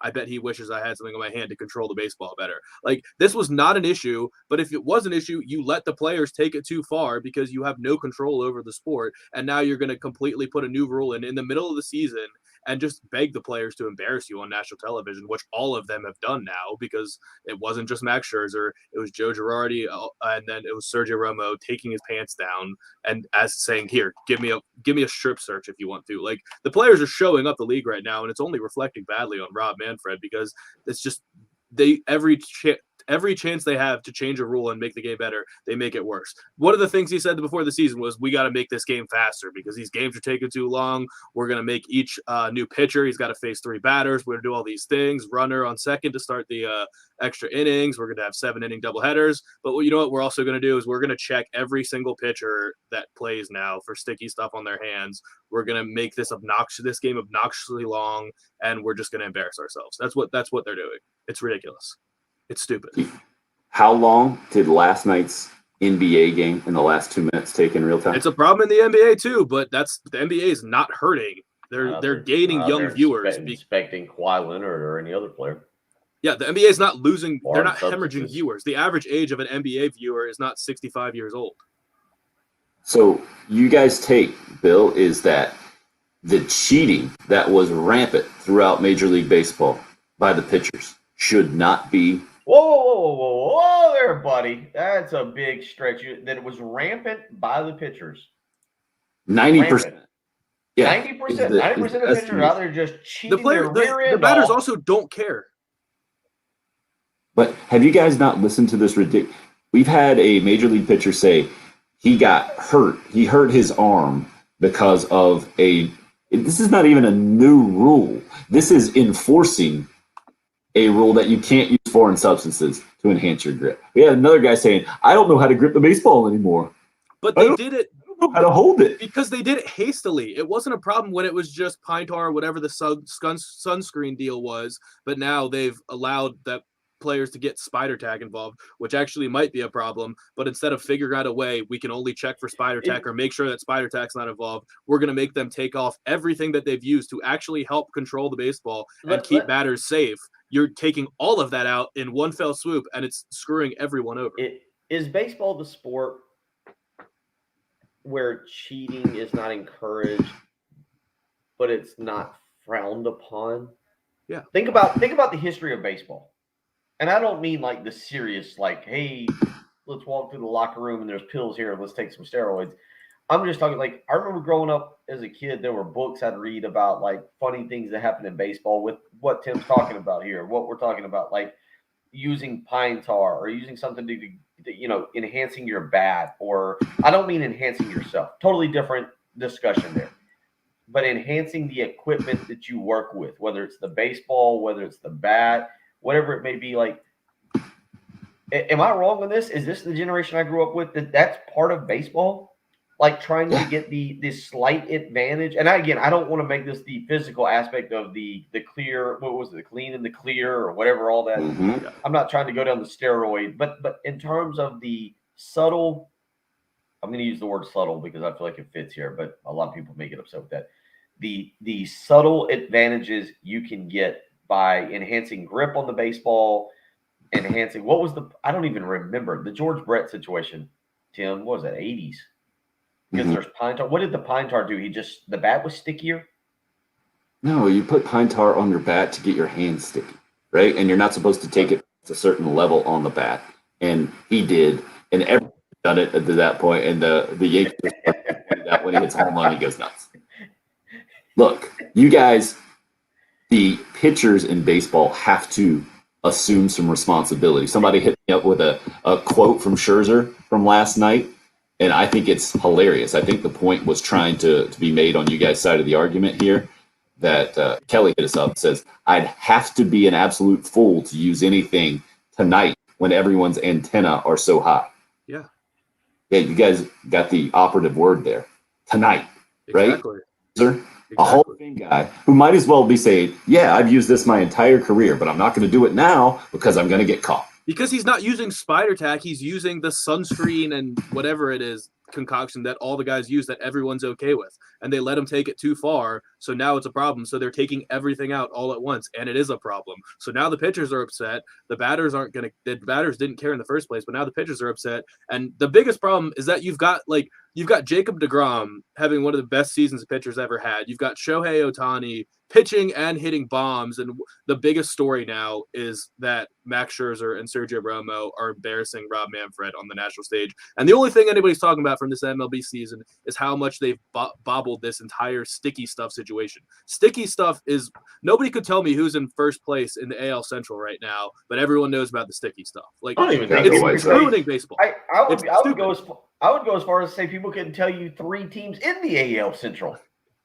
But we all know about the sticky stuff.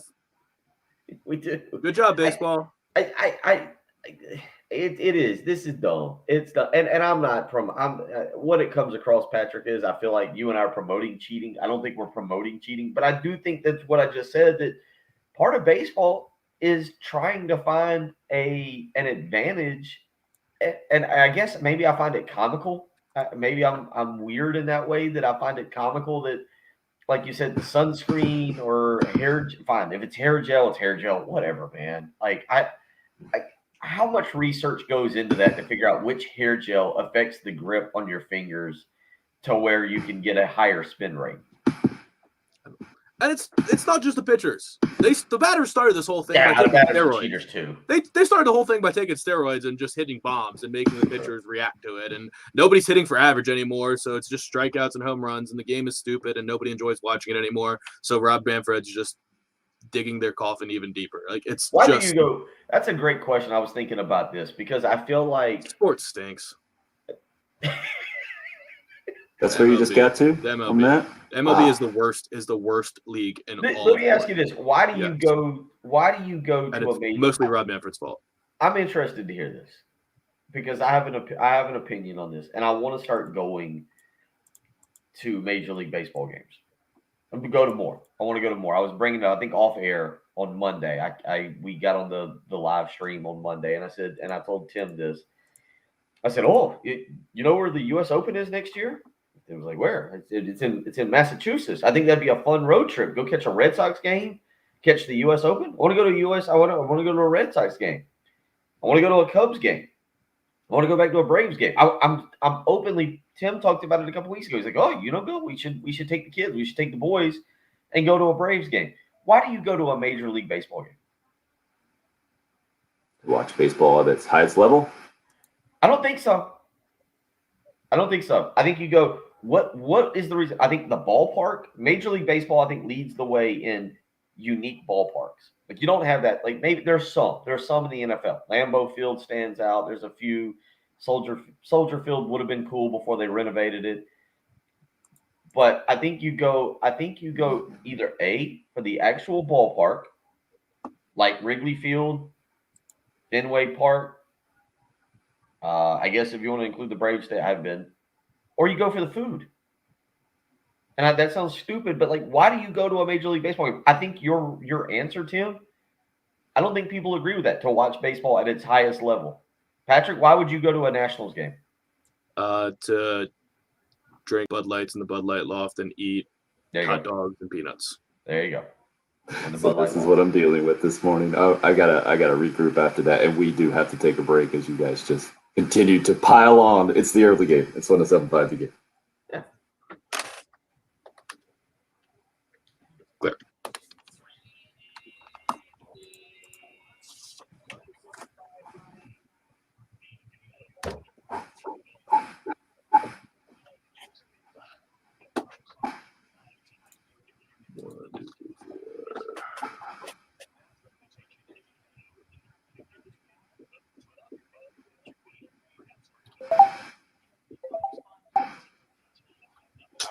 Joe Girardi is asking the home plate umpire, Tim Tippins and Alfonso Martinez, to take a look at something. Joe must have seen something with one of the baseballs. Peanuts is coming out.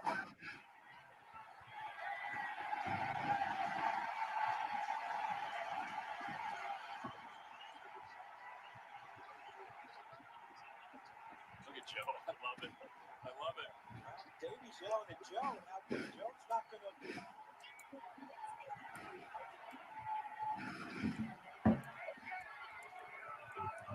to. Y'all hearing it? So here it is. Max Scherzer, as the inning ended, gazing over toward the Phillies dugout. What? Didn't say anything, just looked, and then Joe Girardi came up and said, "Come on over." I don't think we can play. I don't know. And then Scherzer stares over. I missed that part. And Joe Girardi invites him over as if to fight. Well, and the whole Nats bench was mocking him too. It was pretty funny. The Nats pitching coach was doing like a fake hold me back, mocking Joe Girardi, trying to be a tough guy. It was pretty funny. How old is Joe Girardi? Acting like he wanted to fight 6'3" Max Scherzer.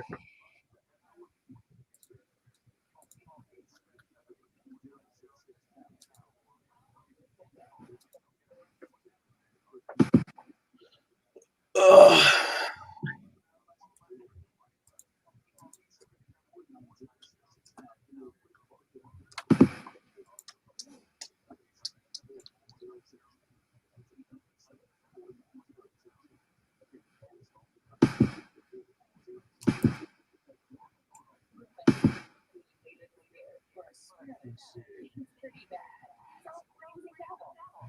Conversation based event teaches you real life words and phrases and that will interactive bite-sized lessons you can remember what you learned. However, well, it's a question. Babbel, remember to make life. Now try Babbel for free. Just go to Babbel.com.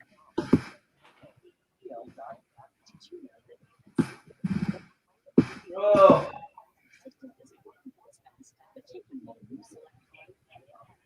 All right, I think this is the last of my coffee, so there will be a grocery store trip today.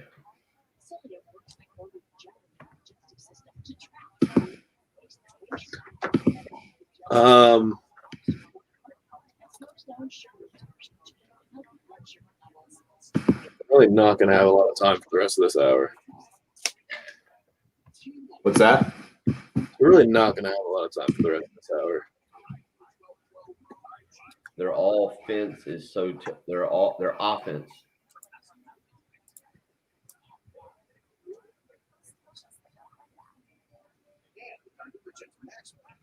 My man right here is telling me college baseball is better right now because there's actually some spell check just completely whipped his rear end. Are y'all reading this from this Offense. Mm-hmm. And then he says, yeah, the offense, but then he says some office. I feel like, Tim, you have to do a PSA right now for everybody. We appreciate your text messages. Please do not text and drive. I think one of them, it said like a fence. Yeah, that's what it says. It says all A-L-L fence. All fence. And then it says there's actually some office. I mean, just got destroyed by. But you just had a 1-0 game the other night, NC State and Vanderbilt, which you had 6 hits. And my man's telling me about how there's offense. Tennessee, Texas was fun yesterday. I did watch that.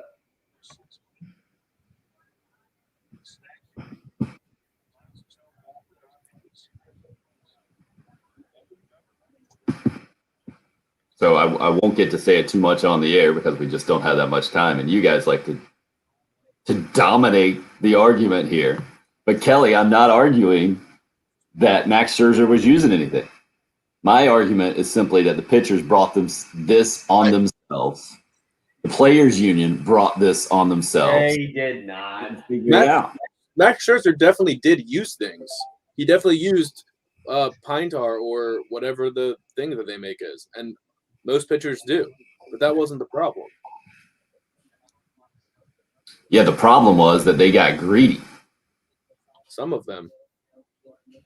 And they ruined it for everyone. And the only way, and the players' union wasn't going to allow that to be taken away. Hey, how are you, Bill? As the guy said, you just put it in the freezer. How are you even holding on to that? Huh? Yeah, I know. It's amazing. Look at that. Just squeeze my fingers and it just pops out right there. You've got to be able to. Although I will say I think this is one of the squishy ones. You're up. What if Bud Selig had actually got the Stones back in the day to do something about steroids? You can't imagine what Barry Bonds and Sammy Sosa, Mark McGwire, Rafael Palmeiro would have been doing, how they would have been reacting. For people coming, they probably would have been saying, oh, they're violating HIPAA rules, or they're coming in invading my personal space. Can you believe they're checking my locker and the whole thing? Mark McGwire with his Andro hanging out in his locker would be saying this. Let me ask you. The pitcher's equivalent of this right now in Major League Baseball with Max Scherzer and Sergio Romo with the Nationals last night leading the way, being so dramatic like they're being frisked on the mound or searched by police doing a cavity search or something ridiculous. Again, I'm not trying to tell you guys that Major League Baseball is handling this in the perfect way, but this is classic Major League Baseball, right? The players take advantage, and eventually it gets to a place where it's so ridiculous, there has to be a counterbalance. And it happens in front of everybody in nearly the ugliest way possible. That's where we are right now with baseball. And I guess you guys' point is what exactly? You can't make a rule like this in the middle of the year with zero thought going into it. No, you can't. Talk about it this offseason. Meet with players, meet with pitchers, managers, whatever. Make a rule. But you don't think that was tried? No. I think that's exactly what was tried, and the players union said no. No, because they never even thought about it. They were just going to let everything go because most people do not care. Change the baseball. They are working on changing the baseball. That would be a good idea. Change the I'm holding the baseball now. Squeeze my fingers together, it pops out. You gonna start playing with the rubber ball that I play with my kids? It is one of those Better grip on. squishy. It is one of those baseballs that is squishy for like the little kids. You know what? I mean, They need a uniform baseball, which is what they're working on. It's just a matter of time till you get a pitcher's glove, right? Like Steve Spurrier used to talk about how Connor Shaw would wear a glove on his throwing hand and how he never thought about that. He's like, you know what? I think actually quarterbacks are going to start doing this. Remember David Carr did it back with the Texans back in the day. I think it was the first one in the NFL to wear a glove on his throwing hand. You guys, the feedback on this is fantastic. I'm more fascinated by honestly some of the conversation coming in on why you go to a Major League Baseball game. Because I feel like if anybody does anything good in baseball, they're just cheaters. Like if Steph Curry has a 50-point game, we don't like look at him. If he hits 10 threes, we don't look at him and be like, oh, he cheated. But you go to watch the performance of Steph Curry or and I know a bunch of people hate him, but you go to watch LeBron James or you went to watch Michael Jordan. You went to watch the performance. I don't feel like who is the baseball player you go? Is there a baseball player you go to watch? Clayton Kershaw? I'll throw him out there. Clayton Kershaw pitched last night. Like if he comes to Atlanta, do you go out of your way to go watch Clayton Kershaw pitch? Somebody hit us up on one of the ways you can hit us up, one of the multiple ways you can get in touch with us. And it said that you go to watch your favorite team. I don't even know if, like, Patrick, you just said it, substitute the Nationals for any team in the league. Beer and hot dogs, I think is what you just said is what you got. And I'm with you on that, 110%. Like, I don't have and just being at a ballpark, like, it's a fun vibe. But you're not even – I don't even know if you're going for the game. You're going for the vibe, right? Just to be at a game, yeah. Like in terms of players, like if I'm home during the summer for 3 or 4 days and the Nats have a homestand, like I will check and see which night Scherzer is pitching, and then I will choose that one to go to. But that's the extent of it. I'm not going out of my way. Is there a player in baseball you would go out of your way, Tim, to go see? I mean, Ohtani right now would be pretty sick to see. Yeah, that was Trey's vote right there. I wouldn't do it. I don't know, specifically for stars. Like, how about Wander Franco?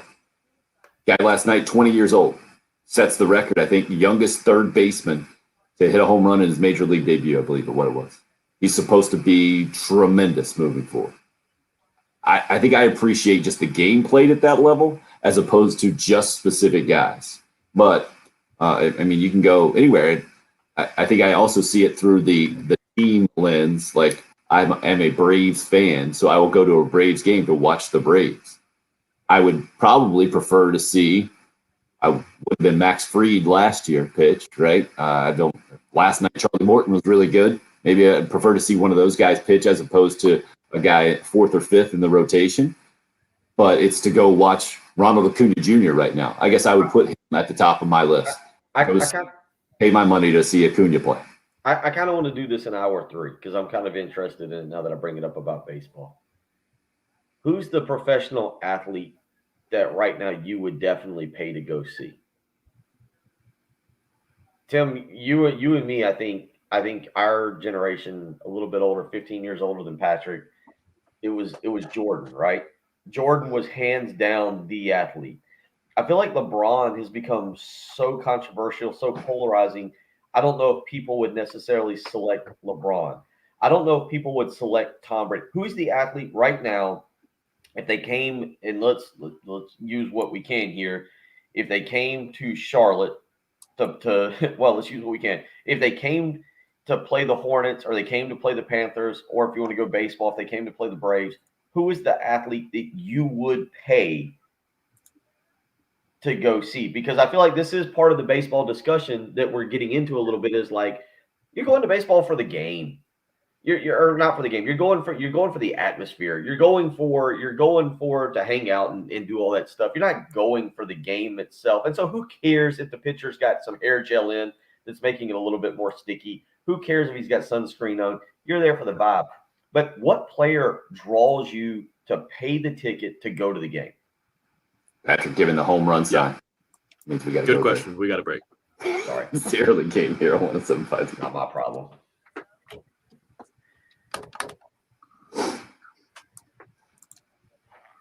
Not my problem. Wow.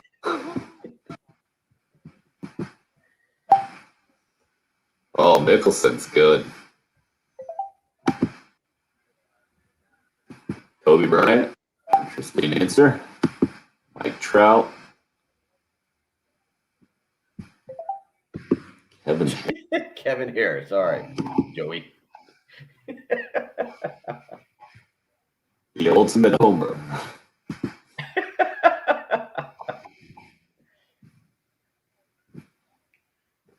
Lionel Messi. Wow. Does he still play? Yeah. Yeah, some contract issue or something going on. Wes Clark? Wow. Guys are going local. Oh, You're still on mute, by the way, Patrick.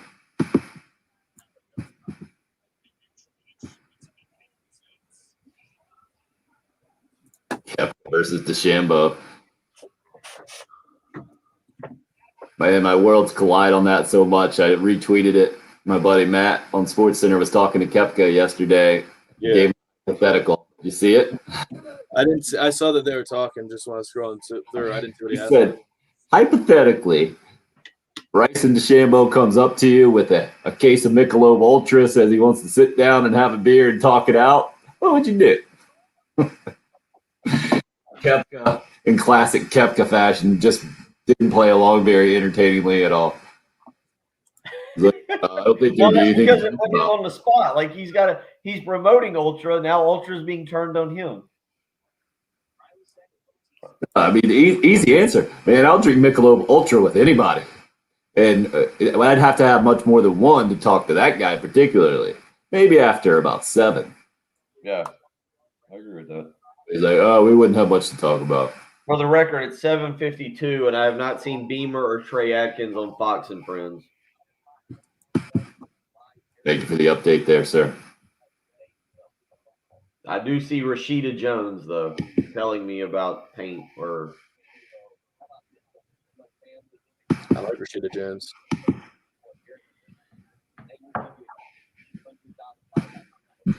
Karen Filippelli.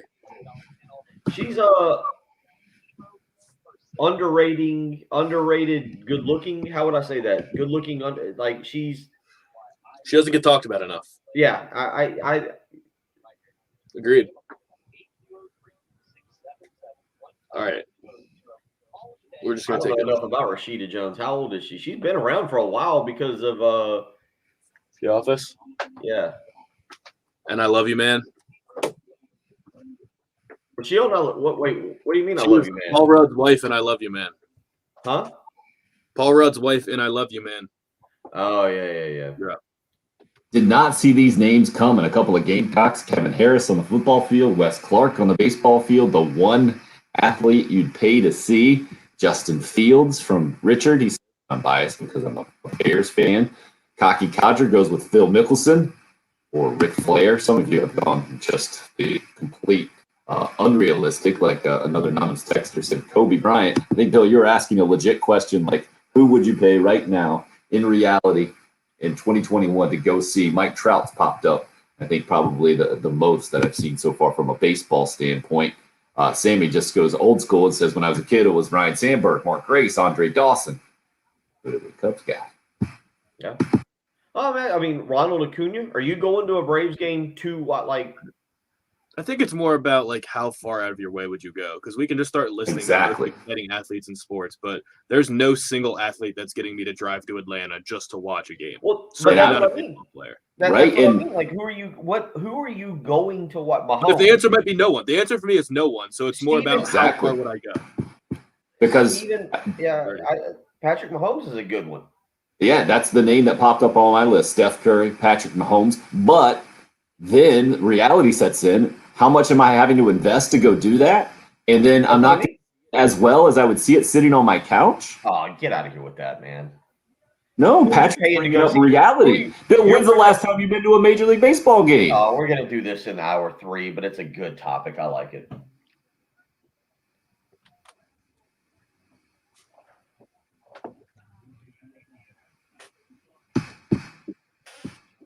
Oh, here we go. Yeah, we Now they're can't. showing it. We can't do it the way Bill. You asked the question. Yeah, we can, and I'll continue to fight for it. Hold No, on, I'm because it's just gonna watching be dumb. Beamer. Everyone on the text line is just gonna list their favorite athlete, and it's just gonna be dumb and not helpful. Like, that's really not like.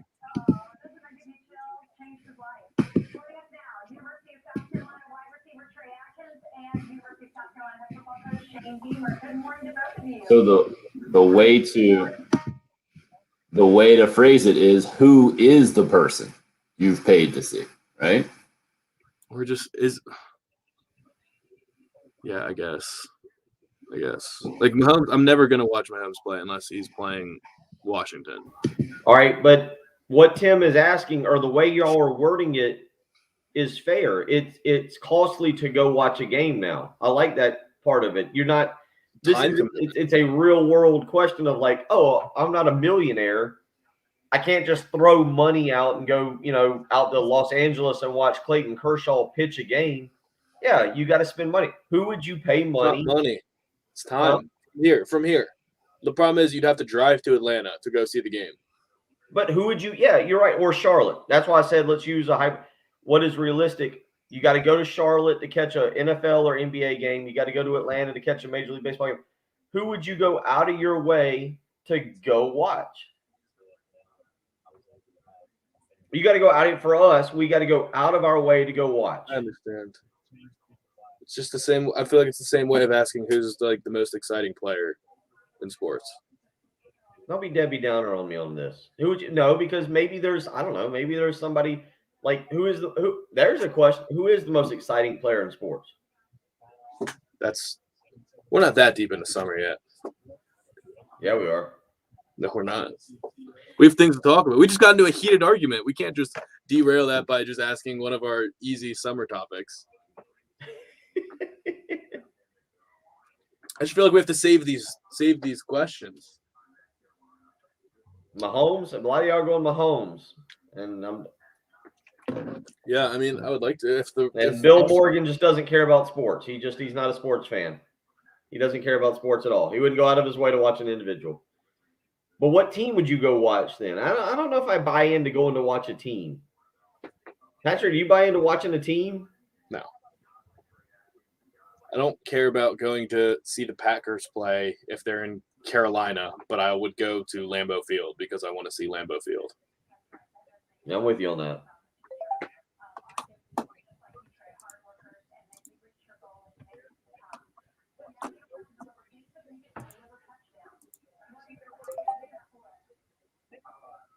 The other question we could have is how many catches does Trey Atkins have? Over under 14.5. Trey Atkins on catches this year. Under. You going under? Yeah. That's why they're giving him his moment right now.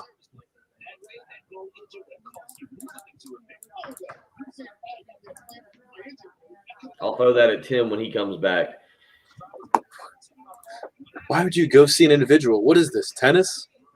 No, I go to see an individual. I tune into sports unless it's a big game. Hockey is probably the one thing that I'm watching as a team sport right now. Because I can't pronounce most of the names. B, I don't know. I don't know the guys. I don't I don't know. So Bill, you're right. I'm watching hockey. You need to be like me. You need to be watching. You need to join me on this and just watch hockey for the sport, the team sport. That's why I watch hockey. And to root against my buddy Andy down in Tampa.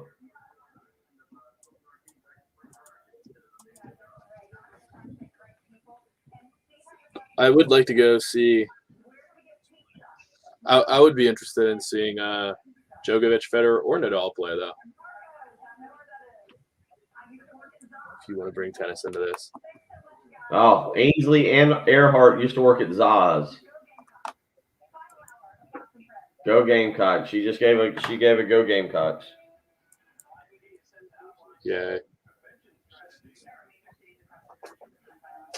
Good little interview. She was very happy. I didn't realize she was a Carolina. Where is she actually from? You went to Spring Valley High School, sir. Oh, look who's back. Yeah, I was watching it in the other room. Sorry. You were watching it in the other. Oh, you wouldn't. Oh wow, she's. You didn't know her dad's a basketball coach? You didn't know that? No, I didn't know that. Cardinal Newman for years.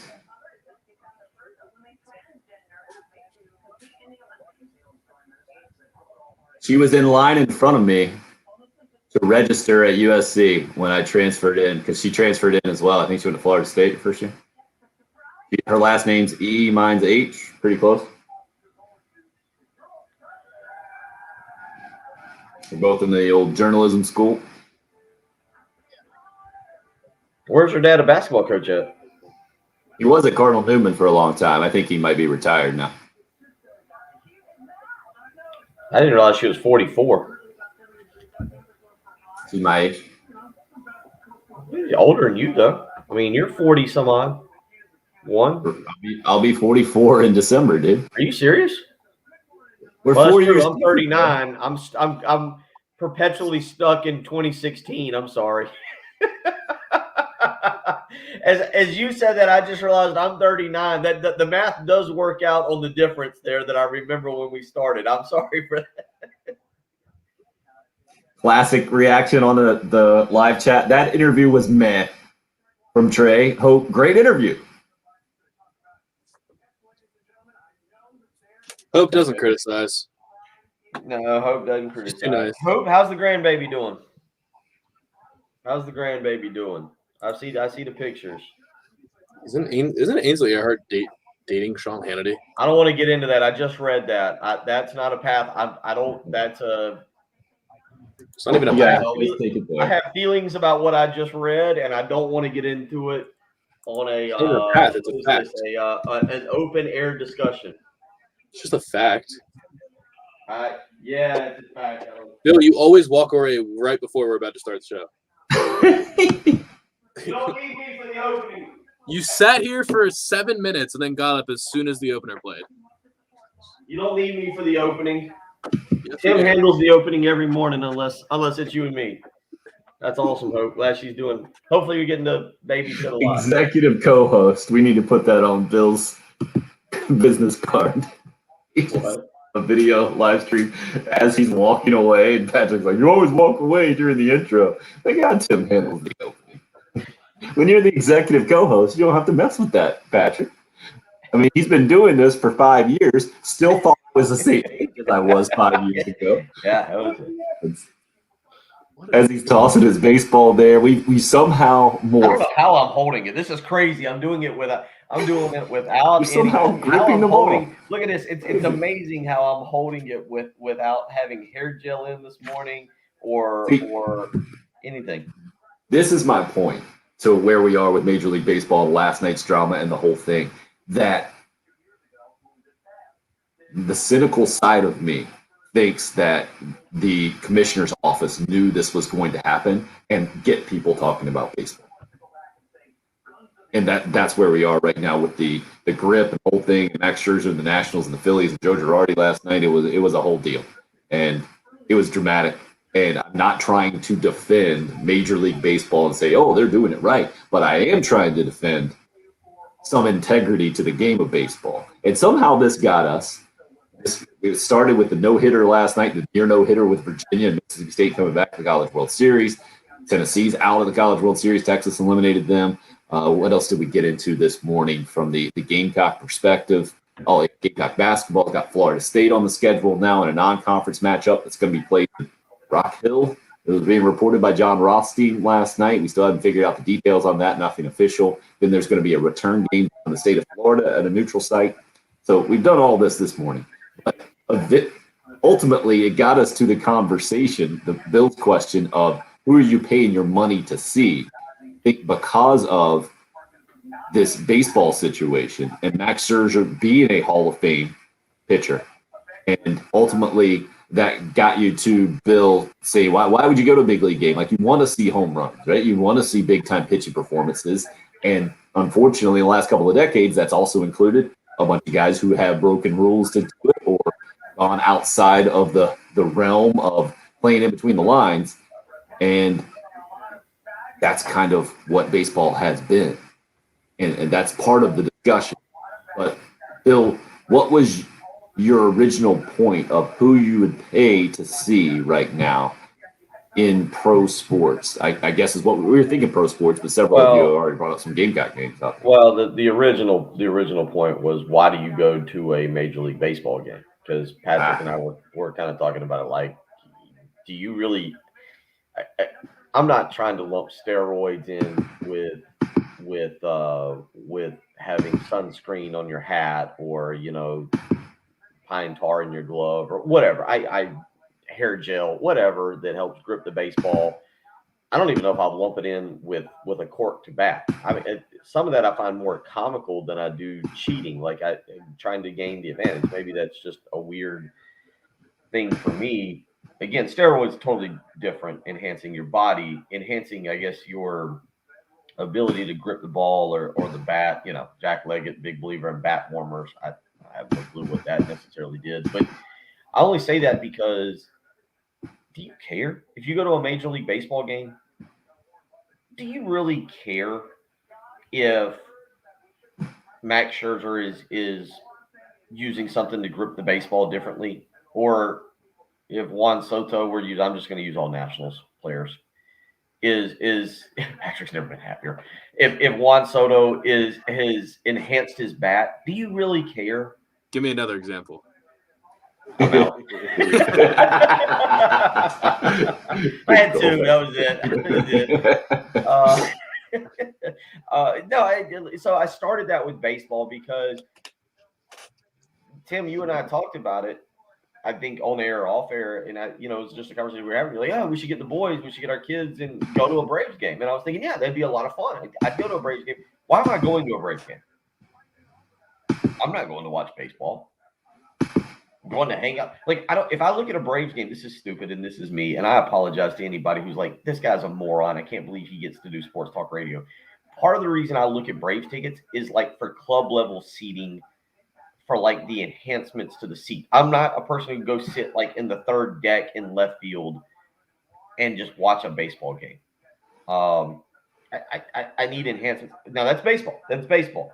And so that turned me onto the question of like, okay, if I'm going to go to a Charlotte Hornets game, or if I'm going to go to a Carolina Panthers game, because either one of y'all brought it up or somebody brought it up, said, hey, I can sit at home.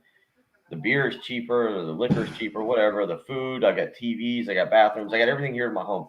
So what player now brings you out of your house? And if we're doing this out of Columbia, South Carolina, because you guys on the live stream were talking about it, we don't have a professional sports team. Now, some of the people have taken it to just what athlete. Somebody said Wes Clark. Somebody said Kevin Harris. All right, that's right down the road. But what player is making you drive to Atlanta to spend the money on a ticket? What player is making you drive to Charlotte and spend the money on a ticket? Because tickets are not cheap these days. If you're talking real world stuff here, to spend money, 2 tickets, take you and your spouse, or you and your child, or 2 children, or your whole family. It's not cheap, right? It's not cheap to go to a sporting event these days. Who is dragging you out of your house? Is it Steph? Steph Curry's a great one. Patrick was so annoyed. Hold on. My answer is, and then I'll turn it over. Patrick was so annoyed. He said we're not deep enough into summer for this conversation yet. He said we're still too early into summer. Brother, how deep you want to get, man? This is June 20. What? We were just having a legit sports argument, and now we switched it to who's your favorite player. No, but that's not what Bill is making this about, and I think it's a legit discussion right now, especially as it pertains to us in a college sports environment. Because you can even flip it to the Gamecocks, right? Bill, this is not just a pro sports argument for a lot of people. It ain't cheap to go to a Gamecock game. $90 is what I got to in the regional, that last game at Founders Park that the Gamecocks won. That's what I got to in concessions with my 8-year-old, my 6-year-old, and my dad. $90. Well, I did have to buy the 6-year-old a couple of things because he's a picky eater. But my point there is that it's not cheap just to go to a college game. Let's not act like you're paying a high school $5 ticket or something ridiculous, right? So that Kevin Harris and Wes Clark, nomination is certainly true there. And as it pertains to guys coming into Williams-Brice Stadium next season, some of those big-time players coming in might be the draw. But where you're going with the pro sports argument, I think we have to be genuine about this thing. Like I said, Steph Curry or Patrick Mahomes to your theoretical question of who I would pay my money to see, but I'm not going to do that. Let me ask you this. I'm really going to invest in going to Charlotte to watch a Hornets game when Steph Curry is there, or going to if Kansas City plays the Panthers, because the experience to me at home trumps it along with the investment. Let me ask you this, because Trey on the live stream, he says he drove to Atlanta. This is a good one, and I'm gonna bring it into what's about to happen this year. On the live stream, Trey says, I drove to Atlanta to see David Ortiz play in 2016. I knew it was his last season. And that's interesting because David Ortiz in 2016 was not David Ortiz, right? Like you're going to see – let me ask you something, because I'm on the fence about this now that I bring this up. They haven't put the schedule out. If Duke plays at Clemson this year and you can go watch – now, obviously, Durham's not like incredibly far away, but let's just use going to Clemson as the example here. If you can go watch Coach K coach one more game, does he draw you to Little John Coliseum? He's not a player. He's not a player. Like, does he draw you to Little John Coliseum this year? I guess if you're a Clemson fan, but even if you're a South Carolina fan, you want to go watch Coach K coach one more time. And some of it is not because you're watching it, it's the experience of saying, I saw that guy play. I saw him in person, he or she. I saw them play. And you can brag about it. You can brag. Like one of the things I will always brag about, and it was really cool, and I've showed y'all in the live stream the video. I was there for Phil Mickelson Sunday winning the PGA Championship. I somehow worked my way onto the green, toes on the green, when he tapped in the putt. I don't know if I have a better sports moment than that, being at an event. I mean, we can go down that. Not many, Bill. There's just not many in our lifetime, man. I mean, I think Heath will tell us always that he was on the green or around the 18th green there at the Masters when Tiger Woods won a few years ago. I think that's one of the few that are up there. I guess in a generation prior, I was at the Hank Aaron game when he broke Babe Ruth's record, would be one of those, right? I'm trying to think of other ones. Don Larson's perfect game at the World Series. I mean, these are kind of few and far between. And I can see if you are a big basketball fan, and especially like from my perspective now as a father, maybe I'll try to get my kids to a Coach K game, right? But it's not quite the same when a coach is there. I think it's much different when players are there.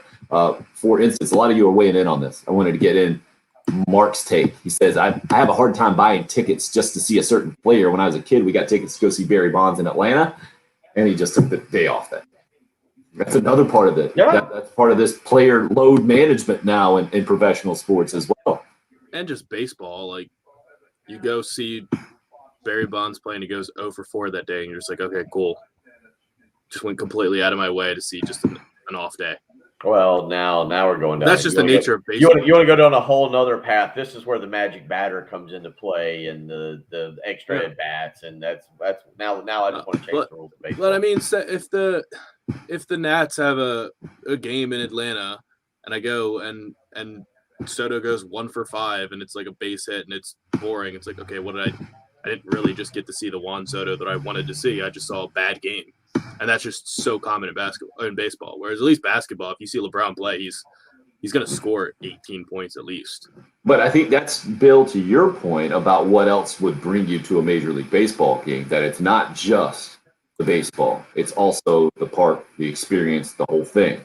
And that's where baseball might be a little bit different than football, unless it's college football. I think that's where college football and the SEC gets the nod over the experience and being there in person instead of watching it on TV. Like, Mahomes is that guy for me. If you gave me one answer to your question, who's the one player that you would pay to see? Mahomes is the most exciting player in sports to me right now. And yet, I ain't spending a dime to watch him play. Because it's not worth the personal experience to me, because you're so far removed in football. You're not going to have any kind of personal interaction with the guy. And you see worse perspectives on the game being there in person than you do sitting at home. Football is pretty special when you see a guy that can spin it like that, like how ridiculous their arms are in person. But I mean, you'd have to be a Panthers fan. Like I would never do that because I would never care to just miss all the other NFL games going on Sunday.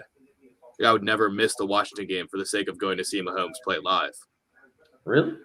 No, never. I wouldn't Is care. Is this where we're heading? I'm being serious. Is this where we're heading as sports fans that going Absolutely. to a game is irrelevant? Yep. Not irrelevant. It's just different, and it means something different to our generation, Bill, than it means to Patrick's, and it means something to our dad's generations, something different than it means to ours. And I think we're closer to our fathers than Patrick is to us.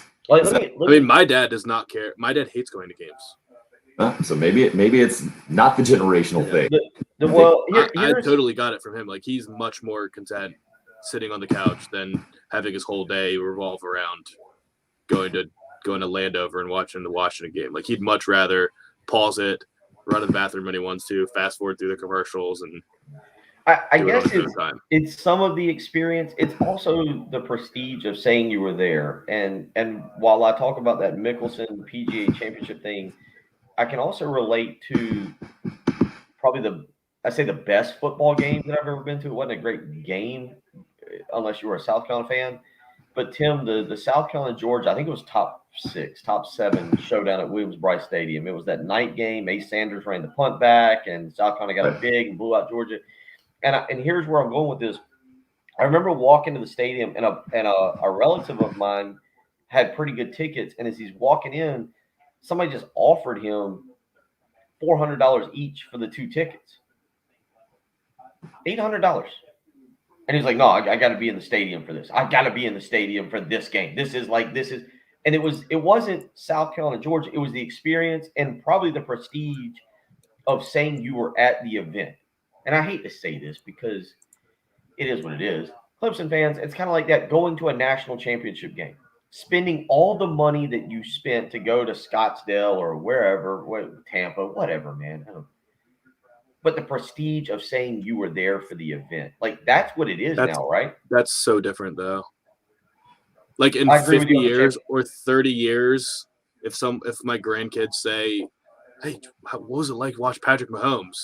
I don't care about saying, "Oh, well, week 7, I drove up to Charlotte to watch him play in person one game against the Panthers." I'll just say, "Yeah, I watched him every Sunday for his entire career, and I can tell you he was as good as advertised." I just don't care about seeing it in person. I'm with you on that. I'm with you on that until we're seeing him once.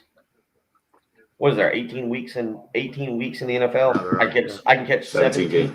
I can catch 17. I can catch the other 17 weeks on television, but 1 week I go out of my way to see Patrick Mahomes or Tom Brady and say I saw him in person. I was there for one game. I don't care if he's 5 of 25 passing with 6 interceptions. I saw him in person. And then, matter of fact, I'll say, hey, that day he stunk. I saw the worst game of his career. Is that where we're at now, where we don't care to go see a guy in person or a team in person? Well, this might not just be a timing thing or a 2021 thing. It might just be a personal preference. Like Anonymous Texter hits us up, says, it's not so much the player that draws me to the game, it's the magnitude of the game. For example, when the USC women played UConn. There's no player I would pay money to see, another texter hits us up with. I'd pay money to watch my Panthers or Gamecocks, but no single player draws me. I'd rather watch on TV anyways. Then we have some other guys on the exact opposite end of the spectrum. Jared on Twitter hit me up at TimHill1075. My dad and I made sure to go see Jeff Gordon's final race in Darlington. He finished 16th, but I'll always be grateful for doing that. So it is individualized for sure. And I don't think there's a sweeping generalization. Troy says, I went to Charlotte to see Brett Favre play. Bill says, I was on the 18th tee on Sunday in 2005 when Tiger Woods won at the Masters. I also have the top half of his tee. I didn't know what that meant. The top half of his. How did he go flying in the crowd? You were the one guy who grabbed the top half to me. And then how do we know that was Tiger's tee? That's a weird piece of memorabilia, but okay. 803-404-6100. And how do you display that? Show. Is it framed? Like in the kitchen? How do you authenticate that? Can you send that in and get that confirmed? If I just snap off a tee and frame it and say like, "Oh, this is Mickelson's tee from the 18th hole at Kiowa," like there are 7,000 of those out there displayed all over the country.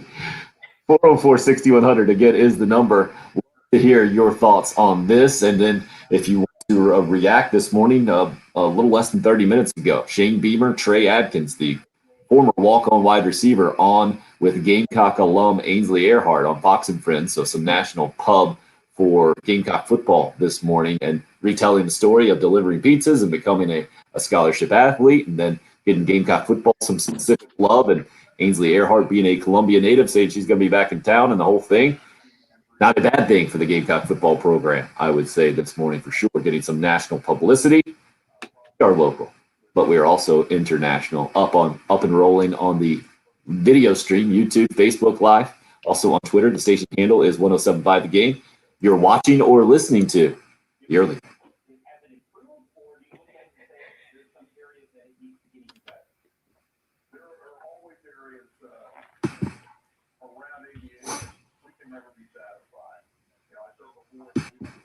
I have no clue if they let those things lay around. I've never taken the time that we to needed watch from somebody. Bill about the Tiger Woods tee things, as you do realize those things don't lay around. National. I was sitting there, it fell in front of me. The worker handed it to me. I hope if you get a professional worker out to your house to help you improve how it looks, like Zero Res, I hope you don't refer to them as the workers. Jesse came out and helped me out a while ago, and he's been out actually a couple of times in my house, done a great job, cleaning my carpets, cleaned the tile in both the bathroom and kitchen around my house. And Zero Res, not only did they give me great results, which I expected, not only do they help me out because I need all the help I can get these days with my kids and the near 1-year-old, the 6 and 8-year-old always spilling stuff, but it's the way that they do it that's especially impressive to me for Zero Res, because they don't use any harsh chemicals in their cleaning process. It's a patented powered water system. You can go to ZeroResColumbia.com to find out all those details. You can also book your appointment today. But what I really needed to know, that no harsh chemicals involved, no problems with my kids being on the floors right after they were cleaned. Also, no leftover soapy residue, so my carpets have stayed cleaner longer. And they've got a great deal for you right now. Get your house looking and feeling its freshest during the summer here with Zero Res. 3 rooms carpet cleaned, only $119 plus a free hallway. When you mention me, Tim Hill, 803-262-4020 is the number. ZeroResColumbia.com, where you can go and book that appointment today. That's Zero Res. Spell it backwards or forwards. It's the right way to clean.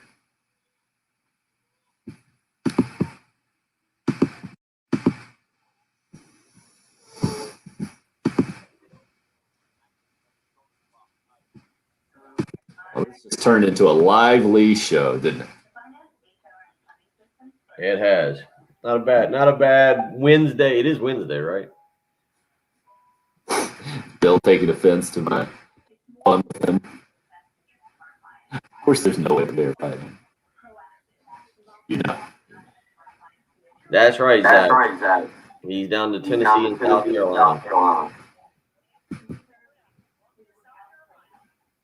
Has a Kansas transfer in football ever gotten as much attention?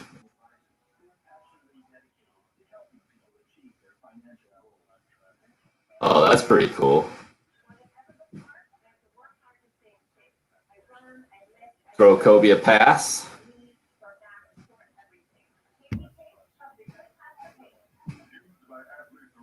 Oh.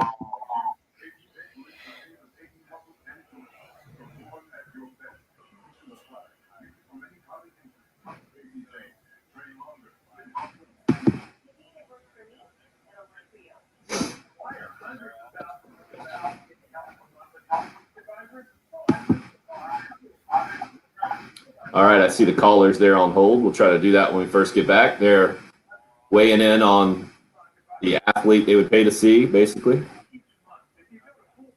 You're still on mute, Patrick. Yep. Gotcha.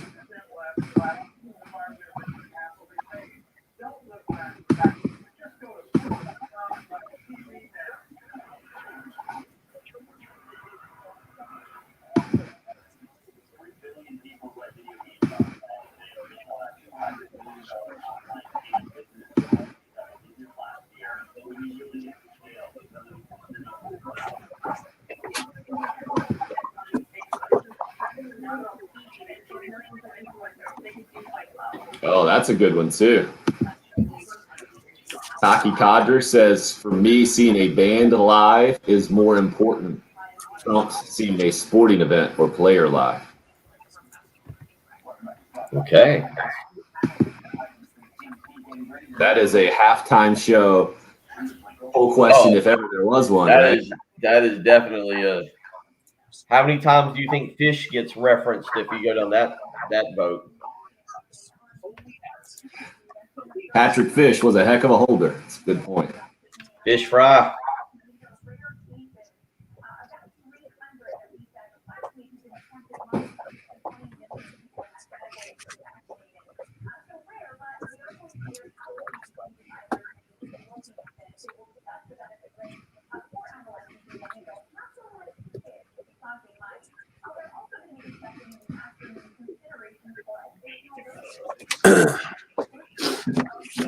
You guys see this Ben Zobrist story? What's up with him? His eye? His eye? Something wrong with his eye?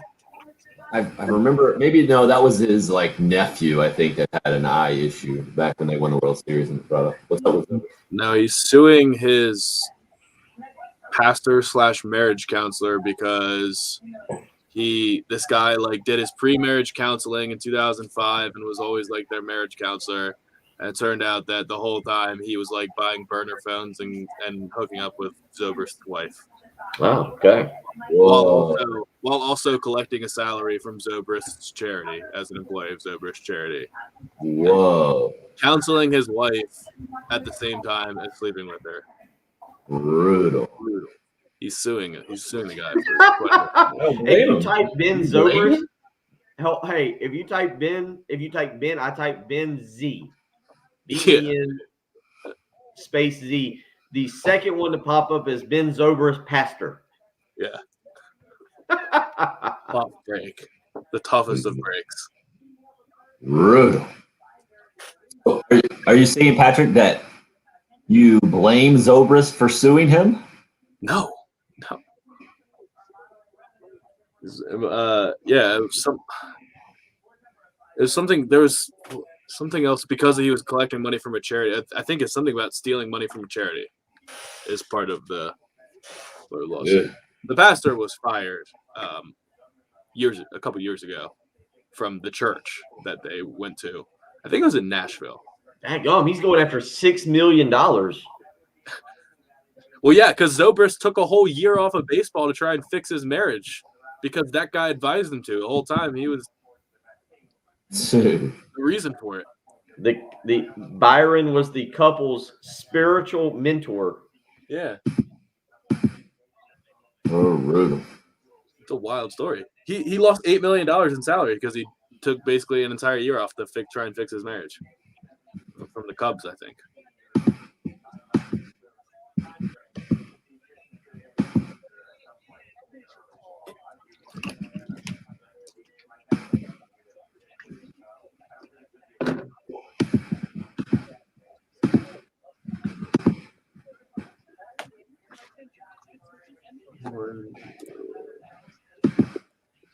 I'm with you on that, Alan.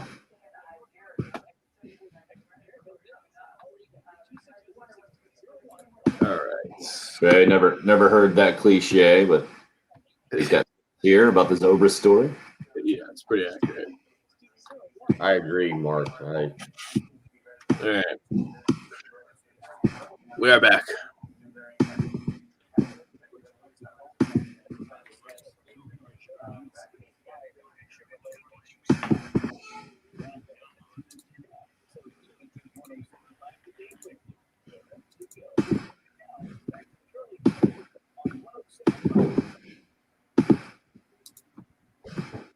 Yeah.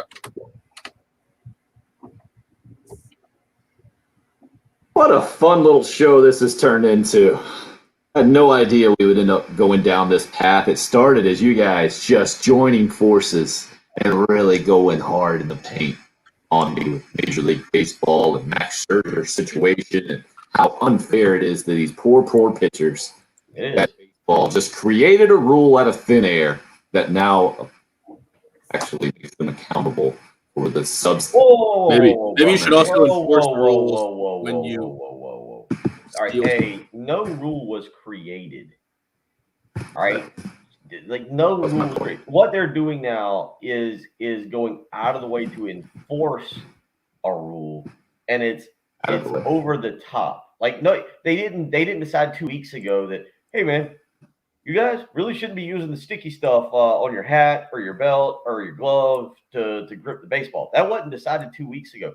It's like now Major League Baseball is like, oh, wait a minute. I guess we should enforce this thing. Let's go check Max Scherzer 3 times in 5 innings.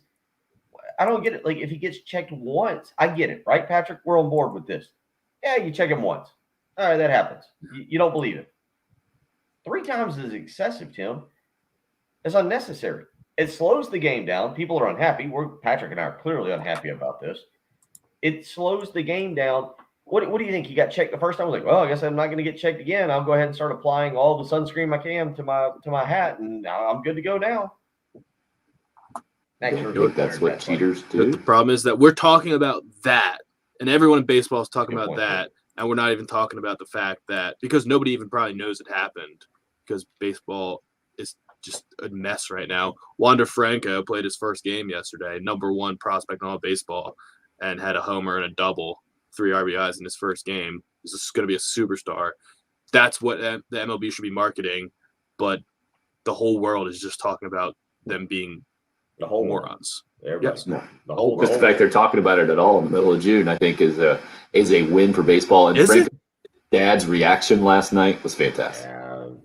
See it? You need to check it out. The video. His dad had his cell phone up and was like recording the home run, and then there's a camera on him as well as he sees the reaction from the youngest starting third baseman, I think, in his major league debut to hit a home run since Bob Horner back in the day.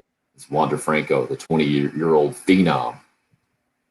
This has also led us, maybe he's going to be the name on your list moving forward of who would you pay to see right now. And somehow we got to this because why do you go to a baseball game? Bill brought up, and it's more for the amenities for him. Could it be a specific player? Max Scherzer could be that guy for you. And I get it, Patrick's perspective, being a Nationals fan, being ultra upset about this. I'd be really interested to see if Davey Martinez had been on the Joe Girardi side of this thing last night, what your take would have been on that, Patrick. But that's a different show. I don't know. I love Max Let's Scherzer. Let's get out to the Love Chevy phone line. Scott would like to weigh in on this conversation this morning. Morning, Scott. Well, I have gone to Atlanta to see a specific player. I went to see John Stockton back in the day, and it was worth every penny. He completely dominated the last 5 minutes of the game, and it was really special to see a guy who looked like he would have been the 15th guy he picked out of the lineup in the pre-games, and he just completely dominated the game. I've gone to see Charlotte to see Steve Nash. I would go to Atlanta to see DeGrom pitch, even though I'm a Braves fan. I'd go to see Tatis. We had planned to go to Tampa Bay last year to see Mike Trout when they played there. So, yeah, there's guys I would definitely and you know, you make a trip around it. You don't just maybe go for that, but you know, that makes the whole cost worth it to me. Yeah, but specifically, Scott, why those guys?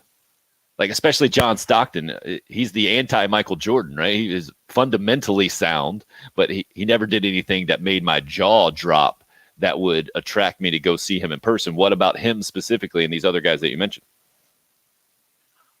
Oh, I was always a huge Stockton fan because I'm a short little white guy who had to play fundamentally sound to, you know, even be passable in basketball. So, you know, that was the guy I tried to emulate. Okay, that makes sense. I'm with you on that, Scott, because Nash was just the best passer of his time, too. I always liked guys who could pass more. But I would go to see LeBron or Steph Curry. The problem is in Charlotte, they raise the prices for those games, so it makes it really expensive to go see, you know, the superstars that you want to see. For sure. Appreciate the phone call, Scott. What were you going to say, Bill? That's a good one. John Stockton, just to go see a guy that either you want to I say you want to emulate. I would assume Scott was a little bit older at that age, probably realized his NBA career wasn't going to happen. But the bottom line, that's a really good point to where I was going with this. Like, who's a guy that you want to go see? It doesn't have to be a superstar. There's guys that I've seen. The perfect example for me of not getting to see a guy was Leonard Fournette the year that we had all the floods in Columbia and they moved the LSU game to Baton Rouge. And I was actually just to see Leonard Fournette in person. Right. And look, it would have been a beating. It wouldn't have been fun. But I'd have been happy to see Trevor Lawrence one more time in person this year. I don't know if I'll ever go to a Jacksonville game. I don't know how he'll do in Jacksonville. But, like, watching certain players come through Williams-Brice Stadium has been really neat. One of the games that I'll always remember in my life is going up to, when I was in college, going up to Clemson and watching Phillip Rivers, I think it's a freshman or sophomore, I can't remember, be a quarterback and seeing him in person. And I am one of those people that seeing certain players in person. So I can relate to Scott with what he's saying there about a guy like John Stockton and wanting to go see him in person and just, I don't want to say it in a bad way, but measure him up. Look at him. Just see that player, that athlete in person. Yeah, I mean, it's fun. Like, I always like it, and you're always impressed by the size and watching the game up close. It is a little bit different of a perspective. And maybe if I lived in Charlotte and there was a game, like, I don't know, name any team, if the Clippers came by, I'd say I'd actually like to see Kawhi in person. But there's just a 0% chance I'd ever drive an hour and a half and then drive an hour and a half back just to go do it, in addition to paying for it. Yeah, but you also, we know, leaving your house is a chore. Like, you leaving your house doesn't just happen. Wait a second. I will say this. If You're Patrick saying this, leaves his house, it is huge. Bill is saying this as he's sitting in his house while Patrick is in the studio. Yeah, it's also not true. I just like being inside, and I like watching things on TV. But I love going to, like, a sports bar. Yeah, just because he's good at it. Yeah. He's good at staying home. I think you got to give him some credit there. And maybe, I don't know, maybe it would be different because I mean, I work every night. So, like, maybe I'm just in a little zone right now where I'm like, I couldn't imagine feeling like doing that. If I truly had nothing to do and work was off at like 5 p.m. and there was a game at 7, I was like, I'll just drive right up to Charlotte. Maybe that would happen one day, but I just can't imagine it. And football, it's more just about, I don't want to watch. Like, all right, if Patrick Mahomes played on Thursday Night Football in Charlotte, maybe I'd think about going to that game. But it's also more about just, I want to watch 10 games at once. And I want to have as many screens up as possible. One of them will be Red Zone. I want to watch everything, and the product is better. So I would never miss that on a Sunday just to go 3-hour round trip to see Patrick Mahomes in person. And that's part, and Mark says tickets are like $150 from nosebleeds. And that's part of this. This isn't like you're dealing, you haven't won the lottery. I'm not trying to make this work. All right, you got unlimited amount of money. You can take days off from work. You don't have to work on Monday. Because, Patrick, what you're saying is a good point. Everybody listening, I assume, has a regular life. You have kids. Maybe you don't have kids. You got a job. So is there an athlete that causes you to change your schedule to do what you just said? That says, all right, I'm going to miss this day of sitting on my couch and relaxing and watching sports, and I'm going to put myself in a bind where, I'm driving an hour and a half. Going to the PGA Championship, I would not have gone, and big thanks to Stephen Hartwig, who joins us on the live stream, for getting me tickets that day, but I would not have gone if Phil Mickelson was not in the lead. It was Mickelson that not only got me, that made me want to go, but that kept me until the very end of the tournament. Because, Patrick, as you just said, I went with my father. One of the best experiences I've ever had in my life. That was one of the top 3 coolest sports experiences I've ever had in my life. And Patrick, to your point, we didn't get back till 1 a.m. on Sunday night.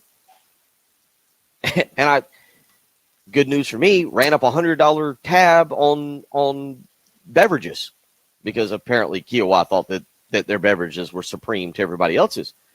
So the bottom line is, you're right. What draws you out of your house to pay the money, to spend the time, to put yourself in a bind when it may be late getting back or whatever?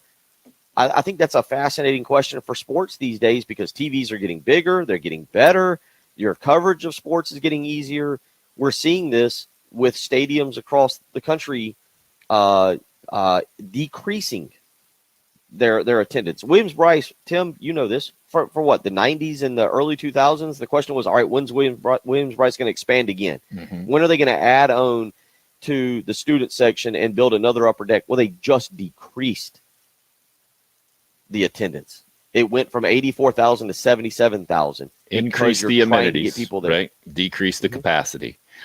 Mark throws up on the YouTube live stream, I'm supposed to go visit my buddy in Houston this year, debating on going during the summer to hang out by his pool or going for the A&M game later this year. Is it worth it to go see Kyle Field? Hearing you talk about it, Bill, put it at the top of your list.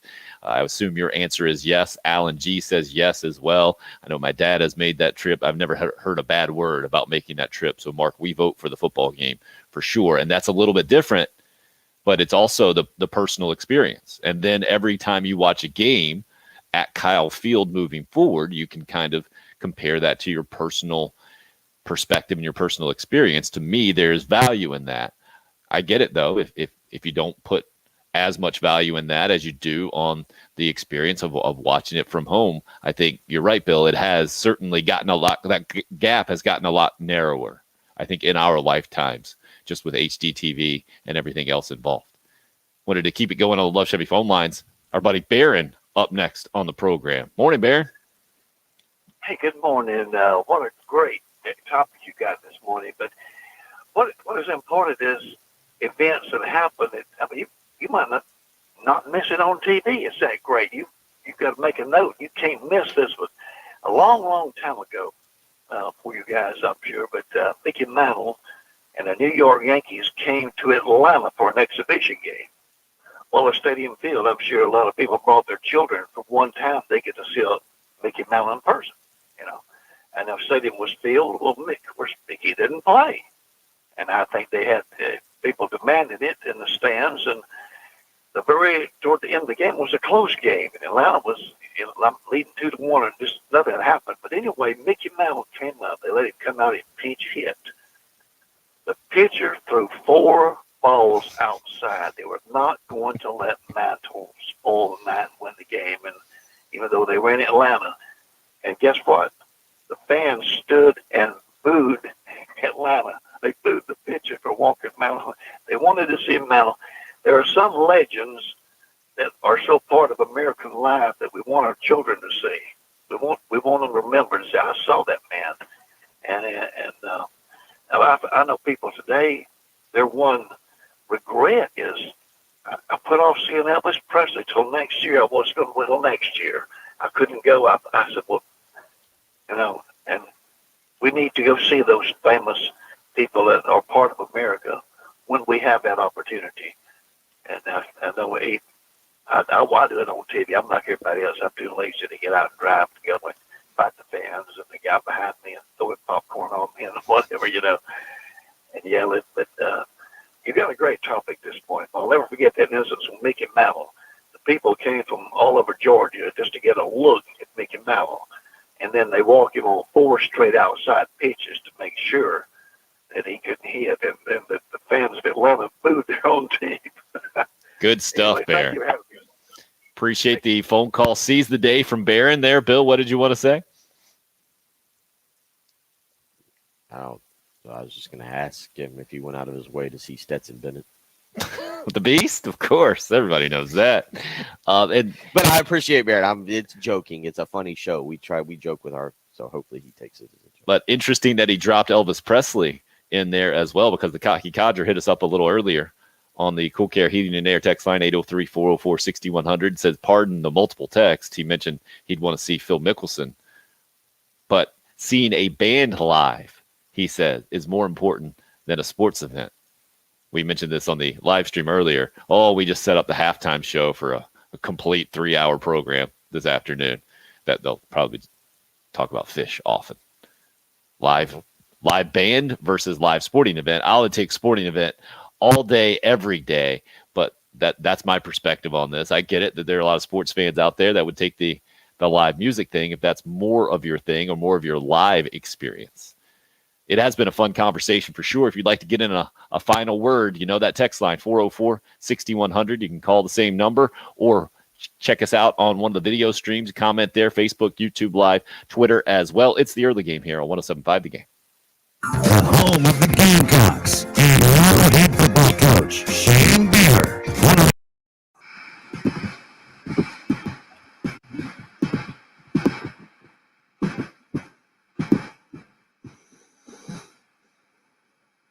Can also make your dreams come true right now. Have you seen the housing market where it's at? Buford Lending wants to help you make your dreams come true. Benji Getsy and his team, more than 20 years experience down there, and they've done it all. VA loan, refinancing, construction, renovation, second home, whatever you're looking into right now. Benji Getsy and his team at Buford Lending, they've done it before. They know they can get you the best deal possible, and that's why I recommend you give them a call. 843-524-2404. I've done this personally, and I can personally recommend and vouch that Benji Getsy will be there for you when you need your lender. Sometimes you need a letter quickly, you need a few numbers quickly, and Benji has done that. I know he can do it for you as well, and all he asks is that you put him in the conversation. You give him a chance to show you what he can do for you, especially in this current market where the numbers are just fantastic right now in the lending industry. That's Buford Lending. Give them a call, 843-524-2404.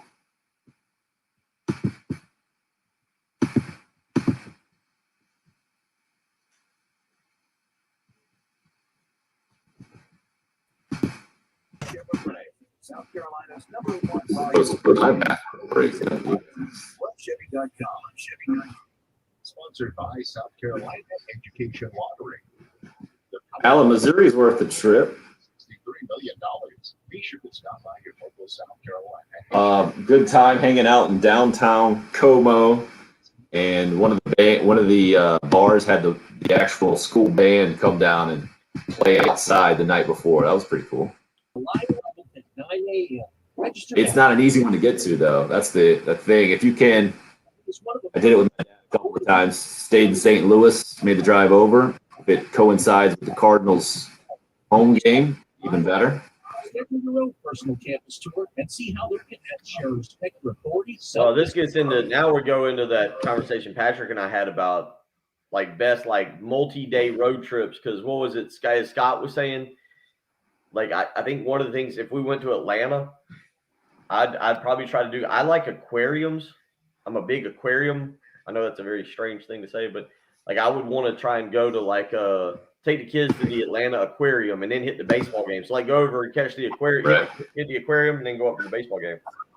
No World of Coke for you? Get that back. Yeah, that doesn't impress me as much. Here. I'm gonna hop real quick, all you guys.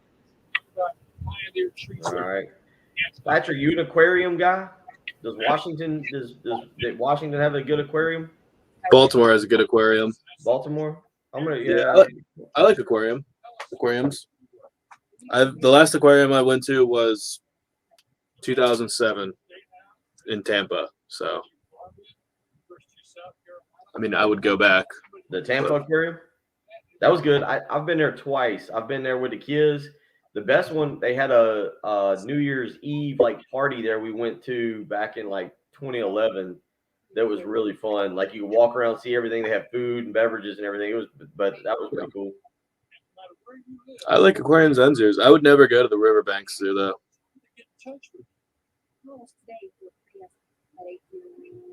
You never what now? So I like zoos too. I would never go to the Riverbank Zoo though Why is that? because it costs money and the National Zoo is bigger and free. So that's kind of ruined zoos for me when you have a great zoo that's free of charge. Riverbanks is good though, man. I tell you what, they've done a heck of a job over there. I guess I'm still good friends with Susan O'Kane. I used to do another radio show and she would bring in reptiles. They would have a guy bring in reptiles. It was pretty cool. We could do something kind of like what Levitard does, and that was always pretty fun. But Riverbank Zoo's actually a really good zoo. Have you ever been to Riverbank Zoo? You ever been just once? Nope. It's worth it. Yeah. Brew at the Zoo. Yeah, Brew at the Zoo, actually. I'll see if I can get us some tickets. Brew at the Zoo. Friday's free. I would do that.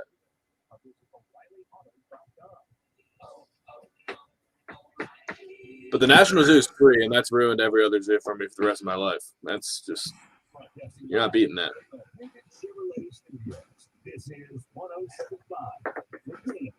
I don't know. They do, yeah. Yeah, you're right, Bill. I've been once. Brew at the Zoo's fun. Then they had the elephant pick out the beer one time. I'm not a huge beer drinker. I did buy Sycamore. I think we talked about this on the live stream the other day. Yeah. You're up. So the conversation started about why Bill would go to a baseball game, a Major League Baseball game these days, and it wasn't so much the player or the teams, it's more the experience and kind of the stadium. And then that led to who you would go pay and see. And I think a lot of us have come up with there isn't someone. It's not an individualized experience necessarily that draws you. Jason just hit us up and says, not a person, but team and venue heading to Heinz Field this year to see the Steelers, check off a bucket list item. So I think that might have it evolved here on the show to be the choice to make, right? Who do you invest in seeing right now more? A venue, a player, or a team? Right? Because you can go see a team play away closest to you, maybe, if that's your team. If you are maybe a transplant from the Northeast and the Red Sox, for instance, went and played the Braves. I know there are a bunch of Red Sox fans in Atlanta. Maybe that's where you're spending your money. Or maybe it's a specific player. Maybe it was Phil Mickelson that got you to the Ocean Course, right, Bill?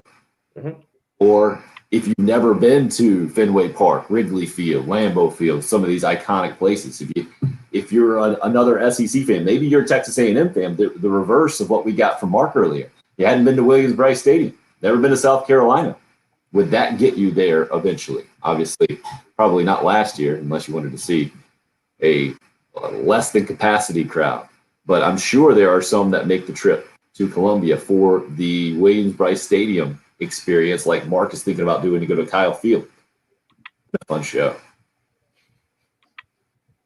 I'm with you on the I'm with real quick. I'm with you on the venue thing, because like if you said, and Patrick and I have done this, I think you've been part of that show.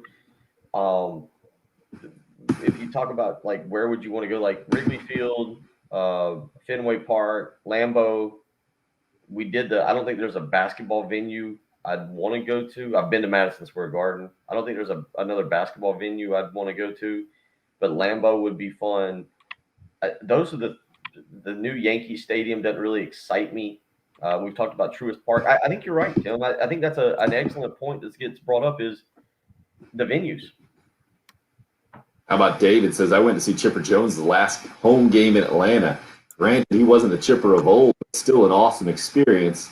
Also got to see the last home series at Turner Field, the opening series of Truist Park. Reminds me of the Gamecocks, the last national champion there at Rosenblatt, the first one at TD Ameritrade.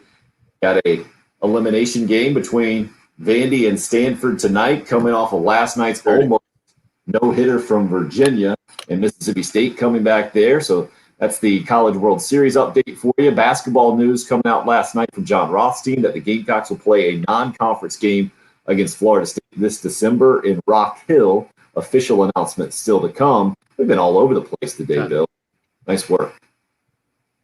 Wednesday. I'm not sure if it's a good thing that I realize it's Wednesday or a bad thing. Finishing strong. Bad work. For the early game. This is South Carolina women's basketball coach, where you're listening to the home of the Gamecocks, WNKT at the Thanks for checking us out on the live stream, guys. And this was the longest it took to get a live stream comment at the very beginning of the show. Yeah. And one of the more active live stream commenting days, I think, once we got it going. It's a great question, Alan. I tried to get that in there at the end. If Darius Rucker does a live concert during halftime of a Gamecock game. But he needs to. Was it Darius? No, Darius was supposed to do like the post game of the spring game for Spurrier. Was it Chesney or Darius? I forget. I think it might have been Chesney. And that was supposed to be a whole tour that ended up getting canceled because of NCAA issues. Oh, it wasn't? I didn't know all that. Yeah. They're supposed to do it in multiple venues. Just remember there were radio interviews lined up for it, and then they got canceled all of a sudden back in the day. All right, guys, it looks like Patrick's about to fall asleep, so we're going to stream. We'll see you in the morning.